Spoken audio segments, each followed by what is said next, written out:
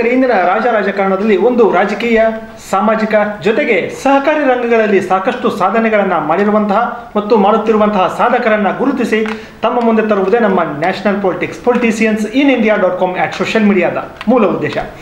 ನಮ್ಮ ಇವತ್ತಿನ ವಿಶೇಷ ಸಂದರ್ಶನದಲ್ಲಿ ಶಿವಮೊಗ್ಗ ಜಿಲ್ಲೆಯ ತೀರ್ಥಹಳ್ಳಿ ನಗರದ ತುಂಗಾ ವಿದ್ಯಾವರ್ಧಕ ಸಂಘದ ತುಂಗಾ ಕಾಲೇಜಿನಲ್ಲಿ ಸುಮಾರು 30 ವರ್ಷಗಳಿಂದ ಸದಸ್ಯರಾಗಿ, ಕಾರ್ಯದರ್ಶಿಗಳಾಗಿ 10 ವರ್ಷ ಸೇವೆ ಮಾಡಿ, ಉಪಾಧ್ಯಕ್ಷರಾಗಿ 5 ವರ್ಷವನ್ನು ಸೇವೆಯನ್ನು ಮಾಡಿ, ಪ್ರಸಕ್ತ ಸಾಲಿನಲ್ಲಿ ಅಧ್ಯಕ್ಷರಾಗಿ ಸೇವೆಯನ್ನು ಸಲ್ಲಿಸುತ್ತಿರುವಂತಹ ಮತ್ತು ಶಿವಮೊಗ್ಗ ಜಿಲ್ಲಾ ಕಾಂಗ್ರೆಸ್ ಕಮಿಟಿಯಲ್ಲಿ 6 ವರ್ಷಗಳಿಂದ ಹಿರಿಯ ಉಪಾಧ್ಯಕ್ಷರಾಗಿ ಸೇವೆಯನ್ನು ಸಲ್ಲಿಸುತ್ತಿರುವಂತಹ ಮತ್ತು ತೀರ್ಥಹಳ್ಳಿ ತಾಲೂಕು ಬ್ಲಾಕ್ ಕಾಂಗ್ರೆಸ್ನಲ್ಲಿ ಸುಮಾರು 25 ವರ್ಷಗಳ ಕಾಲ ಅಧ್ಯಕ್ಷರಾಗಿ ಸೇವೆಯನ್ನು ಸಲ್ಲಿಸಿರುವಂತಹ ಮತ್ತು ಶಿವಮೊಗ್ಗ ಜಿಲ್ಲಾ ಪಂಚಾಯಿತಿಯಲ್ಲಿ ಸದಸ್ಯರಾಗಿ ಹಾಗೂ ಕೃಷಿ ಕೈಗಾರಿಕಾ ಸ್ಥಾಯಿ ಸಮಿತಿಯ ಅಧ್ಯಕ್ಷರಾಗಿ ಕೂಡ ಸೇವೆಯನ್ನು ಸಲ್ಲಿಸಿರುವಂತಹ ಮತ್ತು ಆರಗ ಮಂಡಳ ಪಂಚಾಯಿತಿಯ ಮಾಜಿ ಪ್ರಧಾನರಾಗಿ ಸೇವೆಯನ್ನು ಸಲ್ಲಿಸಿರುವಂತಹ ಮತ್ತು ತೀರ್ಥಹಳ್ಳಿ ತಾಲೂಕಾ ಭೂ ನ್ಯಾಯ ಮಂಡಳಿಯ ಮಾಜಿ ಸದಸ್ಯರಾಗಿ ಸೇವೆಯನ್ನು ಸಲ್ಲಿಸಿದಂತಹ ಮತ್ತು ತೀರ್ಥಹಳ್ಳಿ ತಾಲೂಕು, ಹೊಸನಗರ ತಾಲೂಕು, ನಗರ ಹೋಬಳಿ ಬಗರ್ ಹುಕುಂ ಸಮಿತಿಯ ಅಧ್ಯಕ್ಷರಾಗಿ ಕೂಡ ಸೇವೆಯನ್ನು ಸಲ್ಲಿಸಿರುವಂತಹ ಮತ್ತು ಆರಗ ವ್ಯವಸಾಯ ಸೇವಾ ಸಹಕಾರಿ ಸಂಘದ ಮಾಜಿ ಅಧ್ಯಕ್ಷರಾಗಿ ಸೇವೆಯನ್ನು ಸಲ್ಲಿಸಿದಂತಹ ಮತ್ತು ಅರುಣಗಿರಿ ಬೆಟ್ಟ ಲಕ್ಷ್ಮೀ ವೆಂಕಟೇಶ್ವರ ದೇವಸ್ಥಾನ ಅಭಿವೃದ್ಧಿ ಸಮಿತಿಯಲ್ಲಿ 40 ವರ್ಷಗಳಿಂದ ಅಧ್ಯಕ್ಷರಾಗಿ ಸೇವೆಯನ್ನು ಸಲ್ಲಿಸುತ್ತಿರುವಂತಹ ಮತ್ತು ಸುಮಾರು 50 ವರ್ಷದಿಂದ ಸಾಮಾಜಿಕ ರಂಗದಲ್ಲಿ ಸಾಕಷ್ಟು ಈ ಭಾಗದ ಜನರಿಗೆ ಸಾಕಷ್ಟು ಕೆಲಸ ಕಾರ್ಯಗಳನ್ನು ಮಾಡಿಕೊಟ್ಟಿರುವಂತಹ ಸನ್ಮಾನ್ಯ ಶ್ರೀ ಪಟಮಕ್ಕಿ ಮಹಾಬಲೇಶ್ ಸರ್ ಅವರು ನಮ್ಮ ಉಪಸ್ಥಿತಿಯಲ್ಲಿದ್ದಾರೆ. ಇವರಿಗೆ ನಮ್ಮ ಪೊಲಿಟಿಷಿಯನ್ಸ್ ಇನ್ ಇಂಡಿಯಾ.com ಸೋಷಿಯಲ್ ಮೀಡಿಯಾ ಪರವಾಗಿ ಹಾರ್ದಿಕ ಸ್ವಾಗತ. ಸರ್ ನಮಸ್ಕಾರ. ಸರ್ ತಾವು ಸಾಕಷ್ಟು ರಂಗಗಳಲ್ಲಿ ಸಾಕಷ್ಟು ಕೆಲಸ ಕಾರ್ಯಗಳನ್ನು, ಅಭಿವೃದ್ಧಿಗಳನ್ನು, ಜೊತೆಗೆ ವಿದ್ಯಾಸಂಸ್ಥೆಯಲ್ಲಿ ವಿದ್ಯಾಸಂಸ್ಥೆಯಲ್ಲಿ ಕೂಡ ಸಾಕಷ್ಟು ಏಳಿಗೆಗಳನ್ನು ಕಾಣುವಂಥ ಕೆಲಸವನ್ನು ಮಾಡಿದಿರಿ. ಆ ಎಲ್ಲ ವಿಷಯಗಳನ್ನು ಕೇಳೋದಕ್ಕಿಂತ ಪೂರ್ವದಲ್ಲಿ ಸಣ್ಣ ಕಿರು ಪರಿಚಯವನ್ನು ನಮ್ಮ ವೀಕ್ಷಕರ ಮುಂದೆ ಹೇಳಿ ಸರ್. ನಾನು ಮೂಲತಃ ಆರ್ಗಾಪ್ತಿ ಪಟ್ಮಕ್ಕಿ ಅಂತೇಳಿ ನನ್ನ ಊರು. ನನ್ನ ತಂದೆ ಮತ್ತು ನಮ್ಮ ಚಿಕ್ಕಪ್ಪ ಕಳದಾಳ್ ಮಂಜಪ್ಪನವ್ರ ಜೊತೆ ಫ್ರೀಡಮ್ ಫೈಟರ್ಸ್ ಆಗಿ ಜೈಲಿಗೆ ಹೋದಂಥವರು. ನಮಗೂ ಕೂಡ ಆ ಕಾರಣಕ್ಕಾಗಿ ನಮಗೂ ಕೂಡ ಅವರು ಒಂದು ಪಕ್ಷದಲ್ಲಿ ಗುರುಸ್ಕೊಂಡಿದ್ದರು. ಹಾಗೆ ಕೂಡ ನಾವು ಕೂಡ ಚಿಕ್ಕ ವಯಸ್ಸಿನಲ್ಲೇ ಒಂದು ಪಕ್ಷಕ್ಕೆ ಗುರ್ಸ್ಕೊಂಡು ಕಾಂಗ್ರೆಸ್ ಪಕ್ಷದಲ್ಲಿ ಇದುವರೆಗೂ ಕೂಡ ಕೆಲಸ ಮಾಡ್ಕೊಂಡು ಬಂದಿದ್ದೀವಿ. ನನಗೆ 74 ವರ್ಷ. ಈಗ ಸುಮಾರು 17-18 ವರ್ಷಗಳ ವಯಸ್ಸಿನಲ್ಲೇ ನಾನು ಈ ಪಾಲಿಟಿಕ್ಸ್ ಬಗ್ಗೆ ಆಸಕ್ತಿ ತಳೆದವನು. ಕಾರಣ, ಹೊಸ ಶಕೆ ಪ್ರಾರಂಭ ಆಗಿತ್ತು ಇಂದಿರಾ ಗಾಂಧಿಯವ್ರ ಕಾಲ. ಕಾಂಗ್ರೆಸ್ ಇಬ್ಬಾಗಾಗಿ ಇಂದಿರಾ ಗಾಂಧಿಯವರು ಈ ದೇಶಕ್ಕೆ ಹೊಸ ಕಾರ್ಯಕ್ರಮನ, ಹೊಸ ಕೊಡುಗೆಗಳನ್ನು ಯಾವಾಗ ಕೊಟ್ಟರು, ಆವಾಗಿಂದ ನಮಗೆ ಒಂಥರ ಇಂದಿರಾ ಗಾಂಧಿಯವರೇ ಈ ದೇಶದ, ಈ ಇಡೀ ಪ್ರಪಂಚದ ಒಬ್ಬ ಅದ್ಭುತ ಮಹಿಳೆ, ಕಠೋರ ಮಹಿಳೆ, ಬಡಬಗ್ಗರಿಗೆ ಏನಾದರೂ ಇವರಿಂದ ಅವರು ಬಡಬಗ್ಗರು ನಿರೀಕ್ಷೆ ಮಾಡಿದ್ದನ್ನು ಮಾಡ್ತಾರೆ ಅನ್ನೋ ಮನೋಭಾವ ಇದರಿಂದ ನಾನು ಕಾಂಗ್ರೆಸ್ ಪಕ್ಷದಲ್ಲಿ ಗಟ್ಟಿಯಾಗಿ ಅವತ್ತಿಂದ ಇವತ್ತು ಕೂಡ ಉಳ್ಕೊಂಡು ಬಂದಿದ್ದೇನೆ. ತುಂಬ ಸಂತೋಷ ಸರ್. ಸರ್, ಈ ಸಹಕಾರಿ ರಂಗ ಆಗಿರ್ಬೋದು, ರಾಜಕೀಯ ರಂಗ ಆಗಿರ್ಬೋದು, ತಮ್ಮ ಮನೆತನದಿಂದ ತಮ್ಮಿಂದ ಪ್ರಾರಂಭ ಮಾಡಿದರೆ ಹೇಗೆ? ನಾವು ರಾಜಕೀಯ ರಂಗ ಒಂದು ಕಡೆ, ಇನ್ನೊಂದು ಕಡೆ ಸೇವಾ ಮನೋಭಾವದಲ್ಲಿ ಸಹಕಾರಿ ರಂಗ, ಹಾಗೆ ಗ್ರಾಮ ಪಂಚಾಯಿತಿ, ಹಾಗೆ ಮಂಡಲ ಪಂಚಾಯಿತಿ, ಇವೆಲ್ಲ ಸೇವಾ ಮನೋಭಾವದಲ್ಲಿ ಮಾಡಬೇಕಾಗ್ತದೆ. ತೀರಾ ಪಕ್ಷದ ಚೌಕಟ್ಟಿನಲ್ಲಿ ಮಾಡಬಾರ್ದು ಅನ್ನೋ ದೃಷ್ಟಿಕೋನ ಇದ್ದವನು. ಹಾಗೆ ಕೂಡ ನಾನು ನಡವಳಿಕೆ ಕೂಡ ಹಾಗೇನೆ. ಹಾಗೆ ಪಕ್ಷ ಎಲ್ಲಿ ಬರ್ತದೆ ಅಂದರೆ, ಈ ಏನು ನಮ್ಮ ಮಂಡಲ ಪಂಚಾಯಿತಿಯಿಂದ ಶುರು ಆಯಿತು ಪಕ್ಷ, ಹಾಗೆ ಜಿಲ್ಲಾ ಪಂಚಾಯಿತಿಯಲ್ಲಿ ಪಕ್ಷ ಶುರು ಆಯಿತು. ಹಾಗೆ ಮೇಲ್ಮಟ್ಟದಲ್ಲೆಲ್ಲ ಪಕ್ಷನೇ ಬರ್ತದೆ. ಅದು ಜಿಲ್ಲಾ ಪಂಚಾಯಿತಿಯಲ್ಲೂ ಕೂಡ ನಾನು ಆಯ್ಕೆ ಪ್ರದೇಶ ಕಾಂಗ್ರೆಸ್ ಪಕ್ಷಕ್ಕೆ ಕಠಿಣವಾದ ಪ್ರದೇಶ, ಗೆಲ್ಲುವಕ್ಕೆ ತುಂಬ ಕಷ್ಟಪಡುವಂಥ ಪ್ರದೇಶ ಅದು. ಅಲ್ಲಿ ಜನ ಪಕ್ಷಾತೀತವಾಗಿ ನನಗೆ ಗೆಲ್ಲಿಸಿದರು. ನಾನು ಕೂಡ ಪಕ್ಷಾತೀತವಾಗಿ ಕೆಲಸವನ್ನು ಮಾಡಿಕೊಟ್ಟೆ. ಇವತ್ತು ಕೂಡ ಜನ ಹೇಳ್ತಾರೆ, ನೀವು ಇಂತಿಂಥ ಊರಿಗೆ ಏನೇನು ಮಾಡಿಕೊಟ್ರಿ ಅನ್ನೋದು ಬಾಯಿ ಬಿಟ್ಟೆ 4 ಜನ ಇದ್ದೆಲ್ಲ ಹೇಳ್ತಾರೆ. ಇಂತಿಂಥದ್ದು ಮಾಡಿಕೊಟ್ರಿ, ನಮಗೆ ಹಿಂದೂ ಅಷ್ಟು ಕೆಲಸ ಆಗಿರಲಿಲ್ಲ, ಮುಂದೆ ಆಗಿಲ್ಲ ಅಂತ ಹೇಳ್ತಾರೆ, ನಮ್ಮ ಎದುರಿಗೆ ಹೇಳ್ತಾರೆ. ಬೇರೆ ಜನರ ಅಭಿಪ್ರಾಯನೂ ಕೂಡ ಹಾಗೆ ಇದೆ. ಇದು ಮೊನ್ನೆ ಇಲ್ಲೂ ಕೂಡ ಒಂದು ಘಟನೆ ಅದೇ ಥರ ನಡೀತು. ಇರಲಿ, ಅದು ಆತ್ಮಸಂತೋಷನೂ ಕೊಟ್ಟಿದೆ. ಹಾಗೆ ವಿದ್ಯಾಕ್ಷೇತ್ರನೂ ಕೂಡ ಅದು ಒಂದು ನಾನು ಆಯ್ಕೆ ಮಾಡಿಕೊಂಡಿರೋಂಥ ಒಂದು ಕ್ಷೇತ್ರ. ಈ ಕಾಲೇಜಿನ ತುಂಗಾ ಕಾಲೇಜಿನ ಸಂಘ ಸ್ಥಾಪನೆ ಆಯಿತು 1968ರಲ್ಲಿ. 68ರಲ್ಲಿ ಸ್ಥಾಪನೆ ಆಗಿ ಕಾಲೇಜ್ ಪ್ರಾರಂಭ ಆಯಿತು. ಸರ್ ತಮಗೆ ಈ ರಾಜಕೀಯಕ್ಕೆ ಸಹಕಾರಿ ರಂಗಕ್ಕೆ ಬರುವಂಥ ಒಂದು ಸಂದರ್ಭದಲ್ಲಿ ತಮಗೆ ಪ್ರೋತ್ಸಾಹಿಸಿದಂಥ ವ್ಯಕ್ತಿಗಳು ಯಾರು ಸರ್, ಆದರ್ಶ ವ್ಯಕ್ತಿಗಳು ತಮಗೆ? ನಾನು ಚಿಕ್ಕ ವಯಸ್ಸು, ನನಗೆ ನಮ್ಮ ಅಜ್ಜಿ ಹೇಳ್ತಾಯಿದ್ರು, ನಿನ್ನಪ್ಪ ಜೈಲಿಗೆ ಹೋದ, ನಾನು ಒಬ್ಬಳೇ ಮನೇಲಿ ಇರಬೇಕಾಯ್ತು. ನಮ್ಮ ಅಜ್ಜ ತೀರೋಗಿದ್ದರು. ನಮ್ಮ 2ನೇ ಮಗ ನನ್ನ ಚಿಕ್ಕಪ್ಪನು ಜೈಲಿಗೆ ಹೋದ, ನಾನು ಒಬ್ಬಳೇ ಇದ್ದೆ. ಕಡದ ಮಂಜಪ್ಪನವ್ರ ಹತ್ರ ಜೊತೆ ಜೈಲಲ್ಲಿದ್ದರಂತೆ. ಕಾಂಗ್ರೆಸ್ ಹೋರಾಟ ಅಂತೆ, ಅವರಿಗೆ ಯಾವ ಹೋರಾಟ ಅಂತ ಸರಿಯಾಗಿ ಎಕ್ಸ್ಪ್ಲೈನ್ ಮಾಡಲಿಕ್ಕೆ ಬರ್ದಿದ್ದಂತ ಅವರೆಲ್ಲ ಹೆಬ್ಬೆಟ್ಟಿನವರು. ಕಾಂಗ್ರೆಸ್ ಹೋರಾಟ ಅಂತೆ, ಸತ್ಯಾಗ್ರಹ ಅಂತೆ, ಜೈಲು ಹೋಗಲೇಬೇಕಂತೆ ಅಂತ ಹೀಗೆ ಹೇಳ್ತಾ ಇದ್ದನ್ನು ಕೇಳಿಸ್ಕೊಂಡೆ. ಹಾಗೆ ಬರ್ತಾ ಆ ಕ್ಷೇತ್ರ ಯಾವುದು, ಯಾಕಾಗಿ ಅವರು ಜೈಲಿಗೆ ಹೋದರು, ಯಾಕಾಗಿ ಅದಕ್ಕೆ ಸ್ವಾತಂತ್ರ್ಯ ಹೋರಾಟ ಅಂತ ಕರೆದ್ರು, ಸ್ವಾತಂತ್ರ್ಯ ಹೋರಾಟಗಾರರು ಅಂತ ಯಾಕೆ ನಮ್ಮ ತಂದೆ ನಮ್ಮ ಚಿಕ್ಕಪ್ಪರು ಕರೆದ್ರು, ಇದೆಲ್ಲ ನೆನೆಸ್ಕೊಂಡಾಗ ನನಗೂ ಕೂಡ ಎಲ್ಲೋ ಒಂದು ಕಡೆ ದೇಶದ ಬಗ್ಗೆ ಅವರೆಲ್ಲ ಅಷ್ಟೊಂದು ಹೋರಾಟ ಮಾಡಿದ್ರಲ್ಲ, ನಾವು ಕೂಡ ಈ ರಾಜಕೀಯ ಕ್ಷೇತ್ರಕ್ಕೆ ಸ್ವಲ್ಪ ಹೋಗಬೇಕಾಗ್ತದೆ, ಜನರ ಸೇವೆ ಮಾಡಬೇಕಾಗ್ತದೆ. ಆ ರಾಜಕೀಯ ಶಕ್ತಿಗೆ ಜೀವ ತುಂಬಬೇಕಾದ್ರೆ ನಮ್ಮಲ್ಲಿ ಅನೇಕ ಯುವಕರು ತನ್ನಂಥ ಸ್ವಾತಂತ್ರ್ಯವನ್ನು ಉಳಿಸ್ಕೊಳ್ಳೋದಕ್ಕೆ ನಮ್ಮ ಪ್ರಯತ್ನ ಕೂಡ ಈ ದೇಶಕ್ಕೆ ಬೇಕಾಗ್ತದೆ ಅನ್ನೋ ಕಾರಣಕ್ಕಾಗಿ ರಾಜಕೀಯ ಪ್ರವೇಶನೂ ಕೂಡ ನಾನು ಮಾಡಿದೆ. ಎಸ್ ಸರ್, ತುಂಬ ಸಂತೋಷ ಸರ್. ಸರ್, ಮುಖ್ಯವಾಗಿ ಶಿವಮೊಗ್ಗ ಜಿಲ್ಲೆಯ ತೀರ್ಥಹಳ್ಳಿ ನಗರದ ತುಂಗಾ ವಿದ್ಯಾವರ್ಧಕ ಸಂಘದ ತುಂಗಾ ಕಾಲೇಜಿನಲ್ಲಿ ಸುಮಾರು 30 ವರ್ಷಗಳಿಂದ ಸದಸ್ಯರಾಗಿ, ಕಾರ್ಯದರ್ಶಿಗಳಾಗಿ, ಅಧ್ಯಕ್ಷರಾಗಿ, ಉಪಾಧ್ಯಕ್ಷರಾಗಿ ಸೇವೆಯನ್ನು ಸಲ್ಲಿಸ್ತಾ ಇದ್ರಿ. ಈ ಒಂದು ಸಂಸ್ಥೆಯಲ್ಲಿ ಯಾವ ರೀತಿ ಕಾರ್ಯಚಟುವಟಿಕೆಗಳನ್ನು, ಕೆಲಸ ಕಾರ್ಯಗಳನ್ನು ಮಾಡ್ತಾ ಇದ್ದೀರಿ ಸರ್? ಈ ಕಾಲೇಜು ನಾನು ಮೊದಲೇ ತಿಳಿಸಿದಂತೆ 1968ರಲ್ಲಿ ಸಂಘ ಸ್ಥಾಪನೆಯಾಗಿ ಈ ಕಾಲೇಜನ್ನು ಕೂಡ ಹಿರಿಯರು ಭಾರಿ ಕಷ್ಟದಿಂದ ಕಾಲೇಜ್ ಪ್ರಾರಂಭ ಮಾಡಿದರು. ಕಷ್ಟದಿಂದ ಅಂತ ನಾನು ಒಂದು ಶಬ್ದ ಉಪಯೋಗಿಸಿದೆ. ನಮ್ಮ ಆಜುಬಾಜು 3 ತಾಲೂಕುಗಳಲ್ಲಿ ಯಾವುದೇ ಕಾಲೇಜುಗಳಿರಲಿಲ್ಲ. ಕಡು ಬಡತನ ಆ ಕಾಲದಲ್ಲಿ, ಆ ವರ್ಷಗಳಲ್ಲಿ ಕಡು ಬಡತನನೇ ತಾಂಡವಾಡ್ತಾ ಇತ್ತು.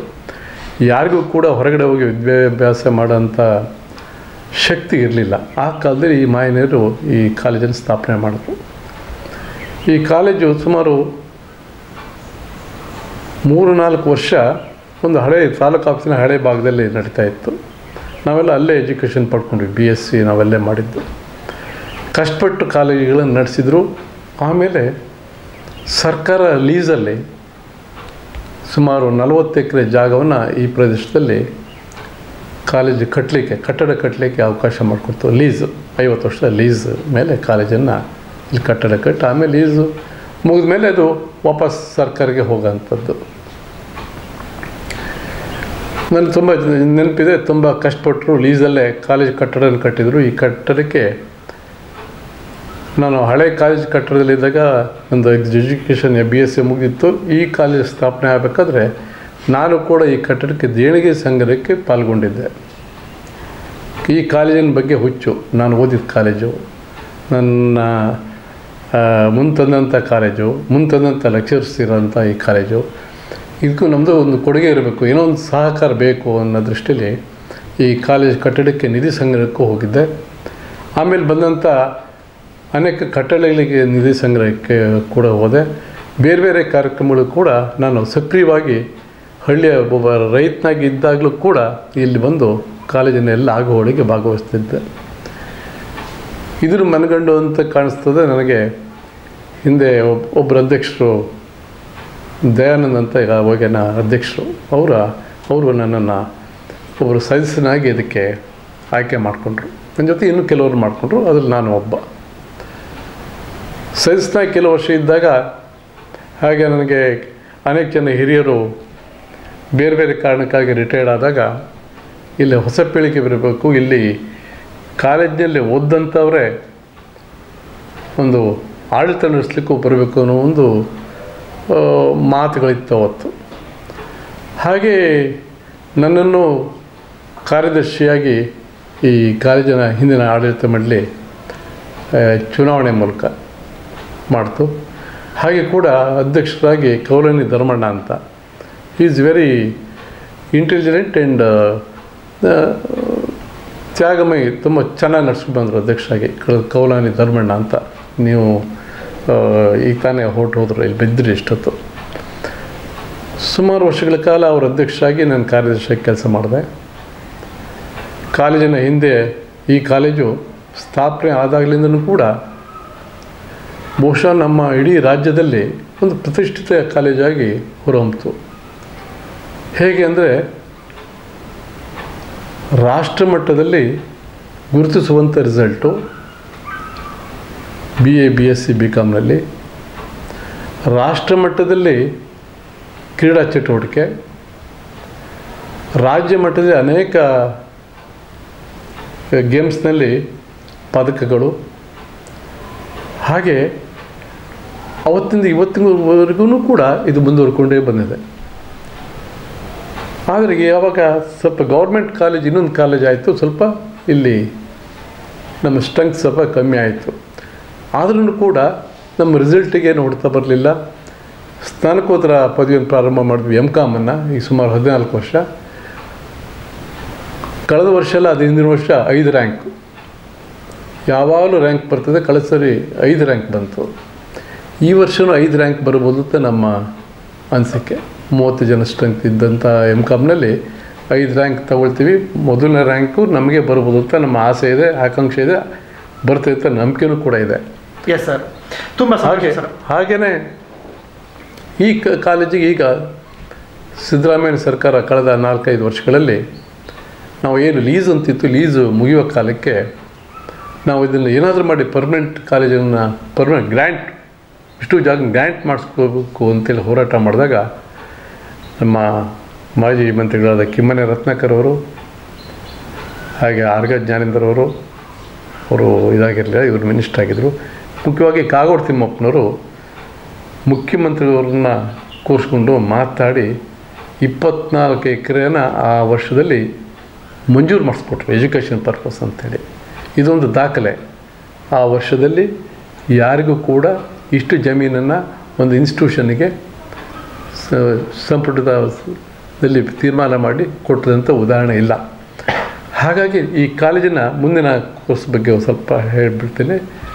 ಹಾಗಾಗಿ ಇಂಥ ಒಂದು ಜಾಗದಲ್ಲಿ ನಾವು ಮುಂದಿನ ಯೋಜನೆ ಈ ಕಾಲೇಜ್ ಜೊತೆ ಪಾಲಿಟೆಕ್ನಿಕ್ ಕಾಲೇಜು, ಎಲ್ಲೋ ಅವಕಾಶ ಇದ್ದರೆ ಯಾರಾದರೂ ನಮ್ಮ ಜೊತೆಗೆ ಬಂದರೆ ಇಂಜಿನಿಯರಿಂಗ್ ಕಾಲೇಜು, ಹಾಗೆ ನರ್ಸಿಂಗ್ ಕಾಲೇಜು, ಹಾಗೆ ವಿವಿಧ ಬಗ್ಗೆ ಬೇರೆ ಬೇರೆ ಒಂದು ಕಾಲೇಜುಗಳನ್ನು ಸ್ಥಾಪನೆ ಮಾಡಬೇಕು ಅಂತ ನಮ್ಮ ಉದ್ದೇಶನೂ ಕೂಡ ಇದೆ. ಆ ಕಾರಣಕ್ಕಾಗಿ ಇವತ್ತು ಎಲ್ಲ ನಮ್ಮ ಡೈರೆಕ್ಟರ್ ಬಾಡಿ ಎಲ್ಲ ಸದಸ್ಯರು ಕೂಡ ಒಗ್ಗೂಡಿ ಕೆಲಸ ಮಾಡ್ತಿದ್ವಿ ಅನ್ನೋಕ್ಕೆ ಹೇಳೋಕ್ಕೆ ಇಷ್ಟಪಡ್ತೀನಿ. ತುಂಬ ಸಂತೋಷ ಸರ್. ಸರ್, ಇನ್ನು ತಾವು ಶಿವಮೊಗ್ಗ ಜಿಲ್ಲಾ ಕಾಂಗ್ರೆಸ್ ಕಮಿಟಿಯಲ್ಲಿ 6 ವರ್ಷಗಳಿಂದ ಹಿರಿಯ ಉಪಾಧ್ಯಕ್ಷರಾಗಿ ಸೇವೆಯನ್ನು ಸಲ್ಲಿಸ್ತಾ ಇದ್ರಿ. ಜೊತೆಗೆ ತೀರ್ಥಹಳ್ಳಿ ತಾಲೂಕಾ ಬ್ಲಾಕ್ ಕಾಂಗ್ರೆಸ್ನಲ್ಲಿ 25 ವರ್ಷಗಳ ಕಾಲ ಅಧ್ಯಕ್ಷರಾಗಿ ಸೇವೆಯನ್ನು ಸಲ್ಲಿಸಿದ್ರಿ. ಈ ಒಂದು ಪಕ್ಷದಲ್ಲಿ ಯಾವ ರೀತಿ ಸಂಘಟನೆಯನ್ನು ಮಾಡಿದ್ರಿ, ಇದರ ಅನುಭವಗಳನ್ನು ಸ್ವಲ್ಪ ಹೇಳಿ ಸರ್. ಪಕ್ಷ ಸಂಘಟನೆ ಮಾಡೋದಿದೆಯಲ್ಲ, ತುಂಬ ಕಷ್ಟ. ನಾವು ಒಂದು ಕ್ರೇಜ್ ಆಗಿ ಎಲ್ಲೋ ಒಂದು ಕಡೆ, ನಾನು ಮುಂಚೆನೇ ಹೇಳಿದಾಗ ಇಂದಿರಾ ಗಾಂಧಿ ಅವ್ರ ಹೆಸರಿತ್ತು, ಆ ಹೆಸರು ಹೇಳಿದ ತಕ್ಷಣ ಜನ ಓಡೋಡಿ ಬರ್ತಿದ್ರು, ಸೇರ್ಕೊಳ್ತಿದ್ರು. ಅವ್ರ ಸಂಘಟನೆ ಸುಲಭ ಆಗ್ತಿತ್ತು. ಆದರೆ ಈ ಕ್ಷೇತ್ರದಲ್ಲಿ ಸಮಾಜವಾದಿಯ ಪದದ ನೆಲಗಟ್ಟಿದು ಗೋಪಾಲಗೌಡರು. ಅದನ್ನು ಇನ್ಕ್ಲೂಡ್ ಮಾಡಬೇಕು. ಈ ಕಾಲೇಜ್ ಕಟ್ಟಡಕ್ಕೆ, ಈ ಕಾಲೇಜ್ ಸ್ಥಾಪನೆ ಆಗಲಿಕ್ಕೆ ಗೋಪಾಲಗೌಡರು ಒಬ್ಬರು ಕಾರಣರು. ಅವಾಗ ಗೋಪಾಲಗೌಡರು ಶಾಸಕರು, ಅವಾಗ ಅವರು ಕಾರಣಕರ್ತರು ಈ ಕಾಲೇಜು ಕಟ್ಟೋದಕ್ಕೆ, ಸ್ಥಾಪನೆ ಆಗಲಿಕ್ಕೆ ಅನ್ನೋದನ್ನು ಹಳೆದಕ್ಕೆ ಆ್ಯಡ್ ಮಾಡ್ತಾ ತುಂಬ ಸಮಾಜವಾದಿ ನೆಲೆಗಟ್ಟಲ್ಲಿ ಸಮಾಜವಾದಿಗಳು ಅಂದರೆ ಅವರು ಹೋರಾಟದ ಮನೋಭಾವದಲ್ಲಿ ಬಂದವರು. ಅವರು ಭೂ ಸುಧಾರಣೆ ಕಾಯ್ದೆ ಬಗ್ಗೆ, ಆ ಕಾಯ್ದೆ ಬಗ್ಗೆ, ಈ ಕಾಯ್ದೆ ಬಗ್ಗೆ, ಹೀಗೆ ಇರಬೇಕು ದೇಶ ಅಂಥೇಳಿ ಆ ಗೋಪಾಲಗೌಡರ ಒಂದು ಅಲೆ ಇತ್ತಲ್ಲ, ಆ ರಾಮ್ ಮನೋಹರ್ ಲೋಹಿಯಾ ಇರ್ಬೋದು, ಗೋಪಾಲಗೌಡರು ಇರ್ಬೋದು, ಬೇರೆ ಬೇರೆ ಹಿರಿಯ ಸಮಾಜವಾದಿಗಳು ಇರ್ಬೋದು, ಅವರ ಒಂದು ಹಿಡಿತ ಬಿಗು ಇತ್ತು ಈ ಕ್ಷೇತ್ರದಲ್ಲಿ. ಆವಾಗಿನ ಕಾಂಗ್ರೆಸ್ ಕಟ್ಟಲಿಕ್ಕೆ ಇಂದಿರಾ ಗಾಂಧಿ ಹೆಸರು ಹೇಳಿದ್ರೂ ಕೂಡ ಈ ಕ್ಷೇತ್ರದಲ್ಲಿ ಸ್ವಲ್ಪ ಕಷ್ಟ ಆಗುತ್ತೆ ಪಕ್ಷ ಕಟ್ಟಲಿಕ್ಕೆ. ಮನೆ ಮನೆಗೆ ಹೋಗಿ ಅನೇಕ ಜನರನ್ನ ಕಾಡಿ ಬೇಡಿ ತರಬೇಕಾಗಿತ್ತು. ಆ ಕೆಲಸವನ್ನು ಮಾಡ್ತಾ ಬಂದ್ವಿ 71ರಲ್ಲೂ ಕೂಡ. 71ರಿಂದ ಅವಾಗ ಕಮಿಟಿ ಬೇರೆ ಬೇರೆ ಇತ್ತು. ಬಟ್ ನಾವೆಲ್ಲ ಯುವಕರು ಅವಾಗ ತಂದು ಸೇರಿಸೋದು, ಯೂತ್ ಕಾಂಗ್ರೆಸ್ ಮಾಡಿದ್ವಿ. ಯೂತ್ ಕಾಂಗ್ರೆಸ್ ಮೂಲಕ ಅನೇಕ ಜನರು ಮೇನ್ ಕಾಂಗ್ರೆಸ್ನವರು ಅನೇಕ ಕೆಲಸಗಳು ಮಾಡಿದರು. ಹಳ್ಳಿಗೆ ಹೋಗಿದ್ವಿ, ಕರ್ತಂದ್ವಿ. ಹಾಗೆ ಹಾಗೆ ಹಾಗೆ ಹೀಗೆ ಬೆಳೀತು. ಆ ಚುನಾವಣೆಯಲ್ಲಿ ಈ ಕ್ಷೇತ್ರದಲ್ಲಿ DB ಚಂದ್ರಗೌಡ ಪಾರ್ಲಿಮೆಂಟಿಗೆ ನಿಂತಾಗ ಈ ಕ್ಷೇತ್ರ ಚಿಕ್ಕಮಗಳೂರು ಕ್ಷೇತ್ರಕ್ಕೆ ಸೇರಿತ್ತು. ತೀರ್ಥಹಳ್ಳಿ ಅಸೆಂಬ್ಲಿ ಕ್ಷೇತ್ರ. ಅತಿ ಹೆಚ್ಚು ಮತ ಬಂತು ಇಲ್ಲಿಗೆ. ಈ ಕ್ಷೇತ್ರದಲ್ಲಿ ಅತಿ ಹೆಚ್ಚು ಮತವನ್ನು ಸಮಾಜವಾದಿ ಸಿದ್ಧಾಂತ ಅಡಿಯಲ್ಲಿ ಬೆಳೆದಂಥ ಈ ನೆಲ ಕಾಂಗ್ರೆಸ್ನವರಿಗೆ ಮತ ಹಾಕಿದರು. ಇನ್ನೊಂದು ಕಾರಣ, ಇಂದಿರಾ ಗಾಂಧಿಯವರ 20 ಪಾಯಿಂಟ್ಸ್ ಪ್ರೋಗ್ರಾಮ್, 20 ಅಂಶದ ಕಾರ್ಯಕ್ರಮ. ಬಡವರಿಗೆ ಮನೆ ಕೊಡ್ಬೋದಿರ್ಬೋದು, ಉಳುವನೆ ಹೊಲದೊಡನೆಗೆ ಗ್ರಾಮ ಇದು ಕೊಡ್ಬೋದಿರ್ಬೋದು, ಭೂ ಸುಧಾರಣೆ ಕಾಯ್ದೆ ಜಾರಿಗೊಳಿಸಿದಂಥದ್ದು, ಬ್ಯಾಂಕ್ ರಾಷ್ಟ್ರೀಕರಣ ಮಾಡಿ ಬ್ಯಾಂಕ್ ಮೂಲಕ ಅನೇಕ ಜನ ಬಡ ಜನರಿಗೆ ಸಾಲ ಕೊಡೋದಿರ್ಬೋದು. ಅವರ ಅಕೌಂಟೇ ಓಪನ್ ಮಾಡೋಂಗಿರಲಿಲ್ಲ ಮುಂಚೆ. ಏನು ಆಸ್ತಿ ಜಮೀನು ಇತ್ತು, RTC ಇತ್ತು, ಅವ್ನು ಮಾತ್ರ ಬ್ಯಾಂಕಿಗೆ ಹೋಗ್ಲಿಕ್ಕೆ ಅವಕಾಶ ಇತ್ತು. ಖಾತೆಯಲ್ಲಿ ಖಾತೆ ಮಾಡ್ಕೊಳ್ತಿರ್ಲಿಲ್ಲ ಸಾಮಾನ್ಯ ಮನುಷ್ಯದ್ದು.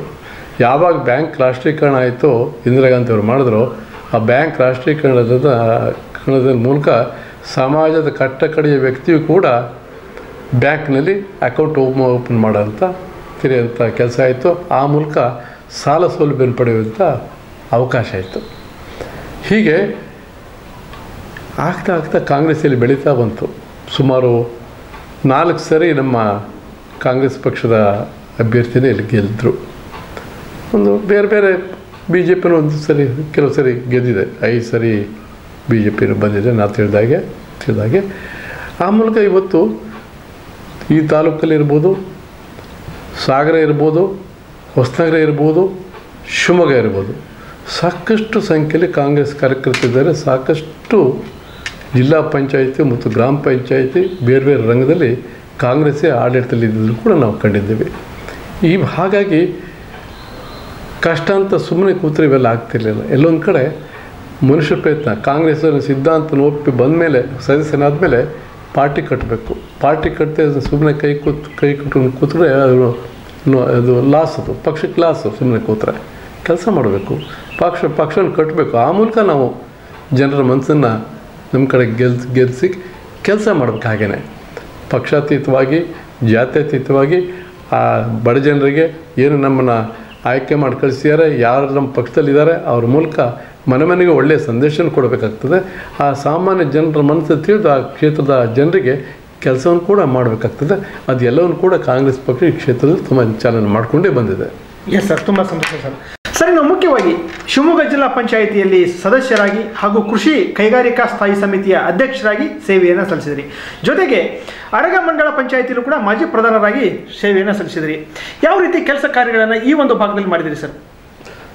ಮಂಡಲ ಪಂಚಾಯಿತಿ ಉಪಾಧ್ಯಕ್ಷನಾಗಿದ್ದೆ ನಾನು, ಉಪಪ್ರಧಾನ. Yes sir. ಪ್ರಧಾನರು GS ನಾರಾಯಣರಾವ್ ಅಂತೇಳಿ ಈಗ NES ಪ್ರೆಸಿಡೆಂಟ್ ಆಗಿದ್ದಾರೆ. ನಾವು ತುಂಬ ಆತ್ಮೀಯ ಸ್ನೇಹಿತರು. ಮುಂಚೆ ಸ್ನೇಹ, ಆಮೇಲೆ ರಾಜಕೀಯ, ಆ ಥರದಲ್ಲಿ ನಾವು ನಡವಳಿಕೆಲ್ಲ ಇತ್ತು ನಮ್ಮದು. ನಾನು ಬೇರೆ ಪಕ್ಷ, ಅವ್ರು ಬೇರೆ ಪಕ್ಷ. ಅವಾಗ ಆಡಳಿತ ಪಕ್ಷ ಜನತಾ ದಳ, ರಾಮಕೃಷ್ಣ ಹೆಗಡೆ ಅವರು ಮುಖ್ಯಮಂತ್ರಿಗಳು. ಬಟ್ ಆರಗದಲ್ಲಿ ಇಲ್ಲಿ ನಾವು ರಾಜಕೀಯ ಕ್ಷೇತ್ರದ ಪಕ್ಷಕ್ಕೆ ಜಾಸ್ತಿ ಒತ್ತು ಕೊಡಲಿಲ್ಲ. ಅಲ್ಲಿ ನಮ್ಮ ಸ್ನೇಹಕ್ಕೆ, ನಮ್ಮ ಆಡಳಿತ ದೃಷ್ಟಿಕೋನಕ್ಕೆ ಹೆಚ್ಚಿಗೆ ಬೆಲೆಯನ್ನು ಕೊಟ್ವಿ. ಕಾರಣ ಬುದ್ಧಿವಂತರಲ್ಲಿ ಬುದ್ಧಿವಂತ ನಾರಾಯಣರಾವ್, ಅತಿ ಬುದ್ಧಿವಂತ.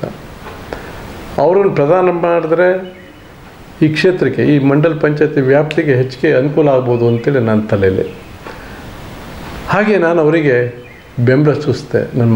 ನಮ್ಮ ಪಾರ್ಟಿಯವ್ರು ಇಬ್ಬರು ಗೆದ್ದರೂ ಕೂಡ ಅವ್ರು 6 ಜನ ಗೆದ್ದಿದ್ರು, BJP 6 ಜನ ಗೆದ್ದಿದ್ರು.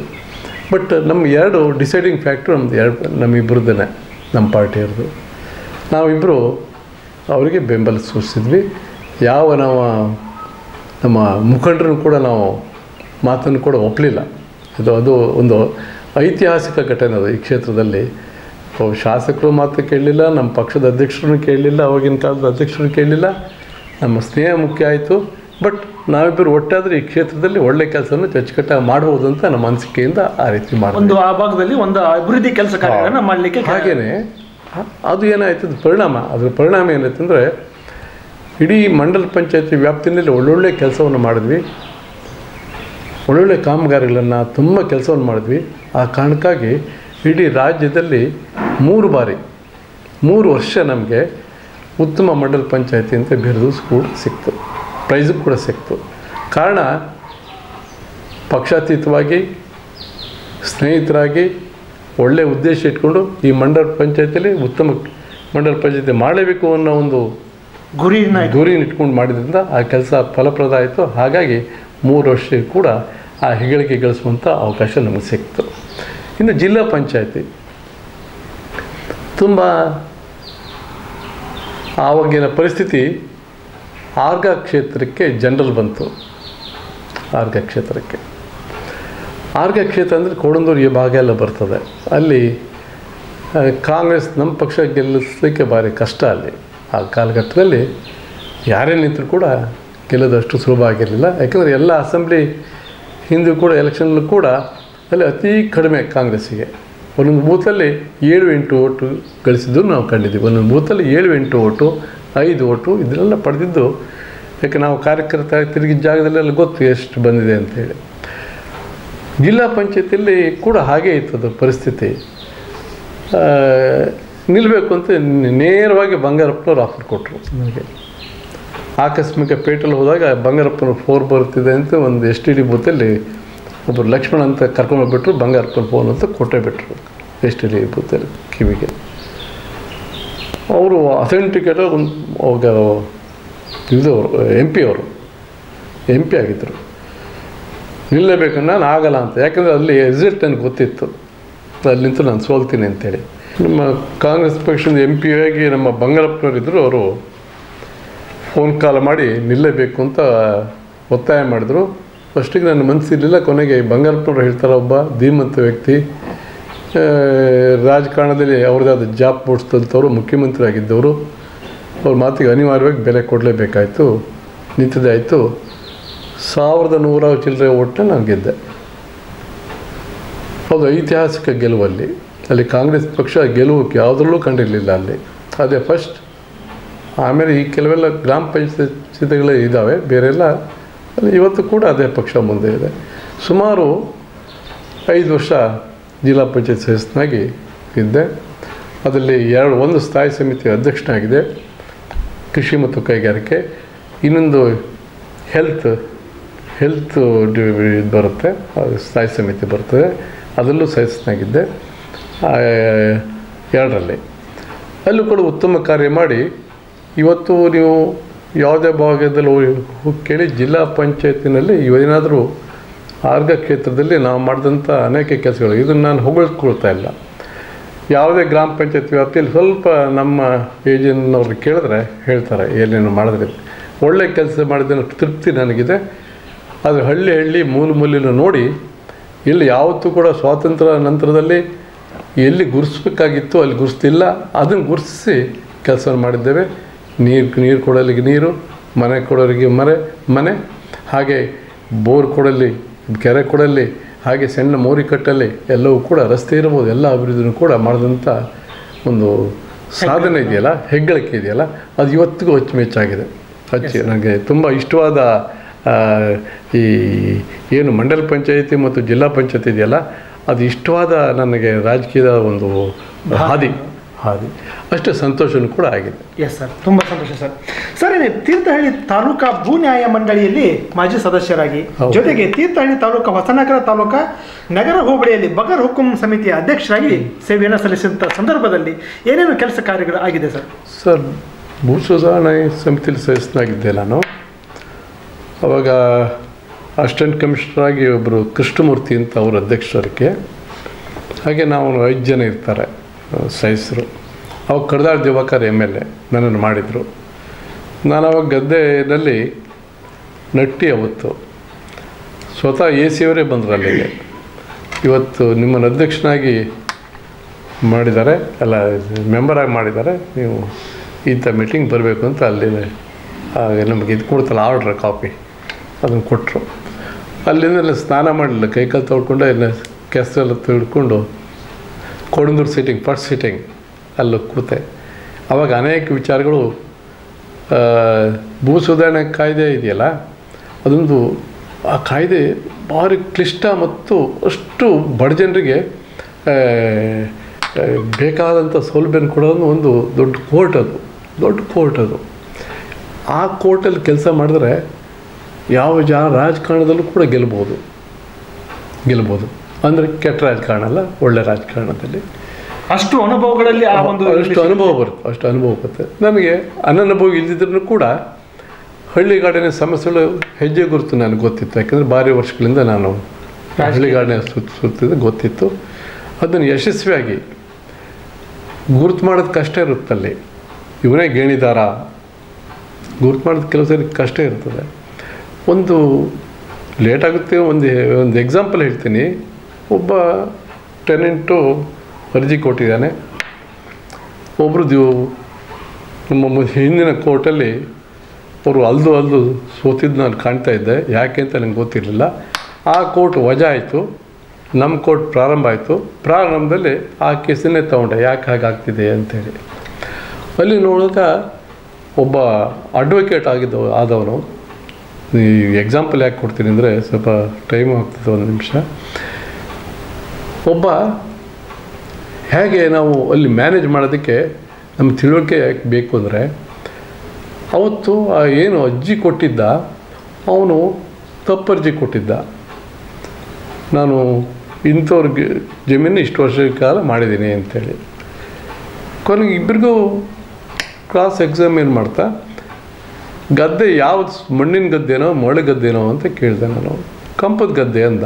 ಕಂಪ ಅಂದರೆ ಅದು ಕೊಚ್ಚಿ ನಡ ಅಂತ ಇಷ್ಟು ಹೋಗಿ ಯಾಕೆಂದ್ರೆ ನಮ್ಮಲ್ಲಿ ಅಂಥ ಗದ್ದೆ ಇದ್ದಾವೆ, ಕೊಚ್ಚಿ ನಡ ಅಂತ ಗದ್ದೆ ಇತ್ತು. ಅವಾಗ ಈ ಜಯಭತ್ತ ಬಂದ ಕಾಲ, ಜಯಭತ್ತ ಅಂತ ಬಂದಿದ್ದ ಕಾಲ ಅವನು ಹುಟ್ಟಿರಲಿಲ್ಲ ಏನೋ ಬಹುಶಃ. ಆ ಭತ್ತ ಒಂದು ತಳಿ, ಆ ತಳಿನ ಯಾರು ಕೂಡ ಕಂಪದ ಗದ್ದೆಗೆ ಹಾಕೋದಿಲ್ಲ, ಕರಗೋಗ್ಬಿಡುತ್ತೆ. ಜಯಭತ್ತ ಹಾಕಿದ್ದೀನಿ ಅಂತ ಆ ವ್ಯಕ್ತಿ ಹೇಳಿದಾಗ ನನಗೆ ಸ್ವಲ್ಪ ಸಿಟ್ಟು ಬಂತು. ನೋಡಪ್ಪ, ಇದು ಕೋರ್ಟ್, ಇದು ಸುಳ್ಳು ಗಿಳ್ಳು ಹೇಳಿದರೆ ಶಿಕ್ಷೆ ಆಗ್ತದೆ. ಸುಳ್ಳು ಹೇಳ್ಬೇಡ, ನೀನು ಸತ್ಯ ಹೇಳು. ನೀನು ಸತ್ಯ ಹೇಳು. ನೀನು ಇಷ್ಟು ದಿವಸ ತಿರೋದಕ್ಕೆ ನಿನಗೇನಾದರೂ ಸ್ವಲ್ಪ ಏನಾದರೂ ಮಾಡ್ಸೋಣ, ಖರ್ಚು ವೆಚ್ಚ ಕೊಡೋಣ. ಅವನು ಬಡವನೇ, ಸತ್ಯ ಹೇಳ್ದ. ಇಂಥ ಲಾಯರು ನನಗೆ ಹಿಂಗೆ ಹೇಳ್ಕೊಟ್ರು, ಹಾಗಾಗಿ ನಾನು ಅರ್ಜಿ ಕೊಟ್ಟೆ ಸ್ವಾಮಿ, ದಯವಿಟ್ಟು ತಪ್ಪಾಯಿತು ಅಂದ. ಅಂದರೆ ಯಾಕೆ ಹೇಳ್ತೀನಿ ಅಂದರೆ, ಹೆಚ್ಚು ಅರ್ಜಿಗಳು ಬಗರ್ಕುಮಲ್ಲಿರಲಿ ಅದರಲ್ಲಿರಲಿ, ಅದನ್ನು ಐಡೆಂಟಿಫೈ ಮಾಡಿದ್ದಕ್ಕೆ ತುಂಬ ತಲೆ ಬೇಕು, ಬುದ್ಧಿ ಉಪಯೋಗಿಸ್ಬೇಕು, ಕ್ರಾಸ್ ಎಕ್ಸಾಮಿನ್ ಸ್ವಲ್ಪ ಸರಿಯಾಗಿ ಮಾಡಬೇಕಾಗ್ತದೆ. ಮುಖ್ಯವಾಗಿ ತಿಳುವಳಿಕೆ ಹೆಚ್ಚಿಗೆ ಬೇಕಾಗ್ತದೆ. ತಿಳುವಳಿಕೆ ಇದ್ದಿದ್ದರಿಂದ ನಾನು ಪಡ್ಕೊಂಡಿದ್ದರಿಂದ ಅದು ಸ್ವಲ್ಪ ನನಗೆ ಸಹಾಯ ಆಯಿತು. ಇದು ಸುಮಾರು ಅರ್ಜಿ ವಿಲೇವಾರಿ ನಮ್ಮ ಹಿಂದಿನ ಪೀರಿಯಡಲ್ಲಿ ಸುಮಾರು ಇಲ್ಲಿ ಆವಾಗ 12,000 ಅರ್ಜಿ ವಿಲೇವಾರಿ, ಈ ಅರ್ಜಿನಲ್ಲಿ ಸುಮಾರು 6,000 ಬಾಕಿ ಇತ್ತು. ಸುಮಾರು ನಮ್ಮ ಪೀರಿಯಡ್ನಲ್ಲಿ ಸುಮಾರು 3,000 ಅರ್ಜಿಗಳನ್ನು 1.5 ವರ್ಷದಲ್ಲಿ ವಿಲೇವಾರಿ ಮಾಡ್ತೀವಿ. Yes sir. ಇದು ಭೂ ಸುಧಾರಣೆ ಕಾಯ್ದೆಯ ಇದು ಎಂಥ ಕಮಿಟಿ ಇದು. ಹಾಗೆ ಬಗರ್ಕುಮ್ಮು ನೀವು ಹೇಳಿದರೆ, ಬಗರುಕೊಮ್ಮು ಸತ್ಯ.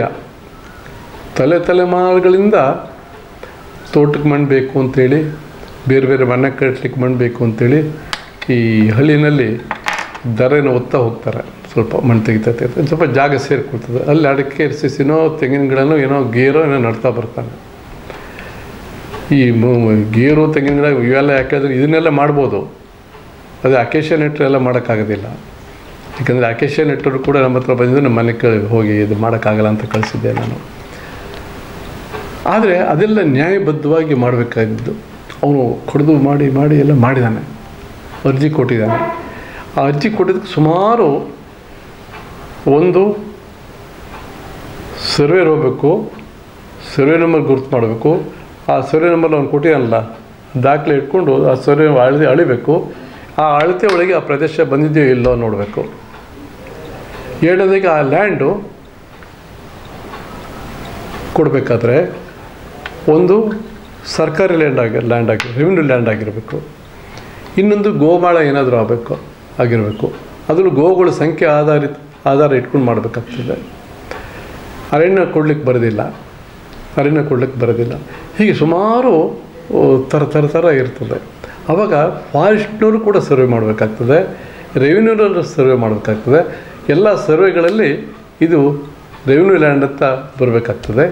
ಹಾಗೆಯೇ ಅವನು ಯಾವ ವರ್ಷ ಆ ಗಿಡ ನಟಿಯಾನೆ ಅಂತ ಐಡೆಂಟಿಫೈ ಮಾಡಬೇಕಾಗ್ತದೆ, ಯಾವ ಗಿಡ ಅಂತ ಐಡೆಂಟಿಫೈ ಮಾಡಬೇಕಾಗ್ತದೆ.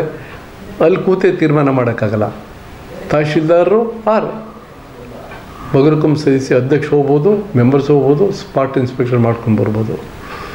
ಅದಕ್ಕಿಂತ ಮುಂಚೆ ಆ ಭಾಗದಾಗ ಗ್ರಾಮ ಲೆಕ್ಕಕ ಏನು RAVI ವಿಲೇಜ್ ಅಕೌಂಟ್ ಇವರೆಲ್ಲ ಹೋಗಿ ಟೆಸ್ಟ್ ನೋಡಿ ಮಾಡಿ ರಿಪೋರ್ಟ್ ಕಳಿಸಿರ್ತಾರೆ. ಆದಾಗ್ಯೂ ಕೂಡ ಟ್ರಿಬ್ಯುನಲ್ ಬಗರುಕೊಮ್ಮ ಅವನು ಏನು ಇವರು ಇರ್ತಾರೆ ತಹಶೀಲ್ದಾರರು ನೋಡ್ಕೊಂಡು ರಿಪೋರ್ಟ್ ಹಾಕ್ಬೇಕು. ಅದಕ್ಕೆ ಅನುಮಾನಗಳು ಕಂಡ್ರೆ ಅಧ್ಯಕ್ಷ ಆಗಿರ್ತಾನೆ ಬಗರುಕೊಮ್ಮ ಅಧ್ಯಕ್ಷ ಆರ್ ಮೆಂಬರ್ಸು ಅವರು ಕೂಡ ಅದನ್ನು ನೋಡ್ಕೊಂಬಂದು ರಿಪೋರ್ಟ್ ಸರಿ ಇದೆಯಲ್ಲ ನೋಡಿಕೊಂಡು ಅದನ್ನು ಗುರ್ತಚ್ಚಿ ಮಂಜೂರು ಮಾಡೋಂಥ ಪ್ರಕ್ರಿಯೆಯಲ್ಲಿ ಗೇರಾದರೆ ಮಾಡ್ಬೋದು, ಅಡಿಕೆ ಆದರೆ ಮಾಡ್ಬೋದು, ತೆಂಗಾದರೆ ಮಾಡ್ಬೋದು. ಹೀಗೆ ವೆರೈಟಿ ಯಾವ್ದು ಮಾಡ್ಬೋದು ಬಿಡ್ಬೋದು ಅನ್ನೋದನ್ನು ಒಂದು ಸರ್ಕಾರ ಚೌಕಟ್ಟಿದೆ, ಅದನ್ನು ಮಾತ್ರ ಮಾಡ್ಬೋದು, ವಿನ ಬೇರೆ ಮಾಡಲಿಕ್ಕೆ ಬರೋದಿಲ್ಲ.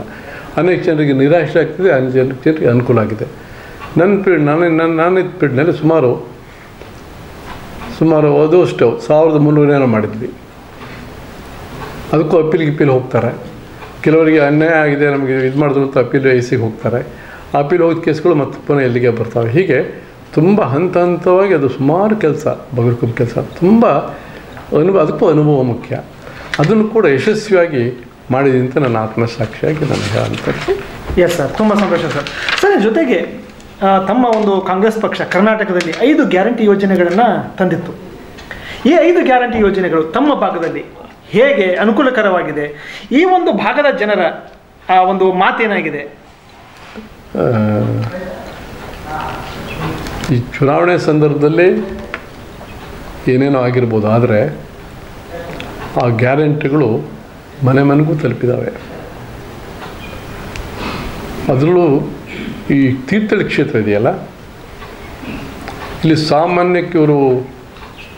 ಸಾಮಾನ್ಯವಾಗಿ ರಾಜಕಾರಣ ಒಪ್ಪೋದಿಲ್ಲ. ಯಾವುದೇ ರಾಜಕಾರಣನ ಅಳೆದು ತೂಗಿ ಯೋಚನೆ ಮಾಡಿ ಮತ ಕೊಡೋಂಥ ಜನ.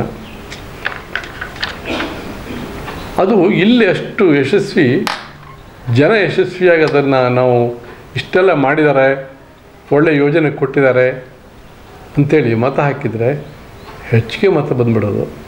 ಈ 5 ಗ್ಯಾರಂಟಿ ಯೋಜನೆಗಳ ಬಗ್ಗೆ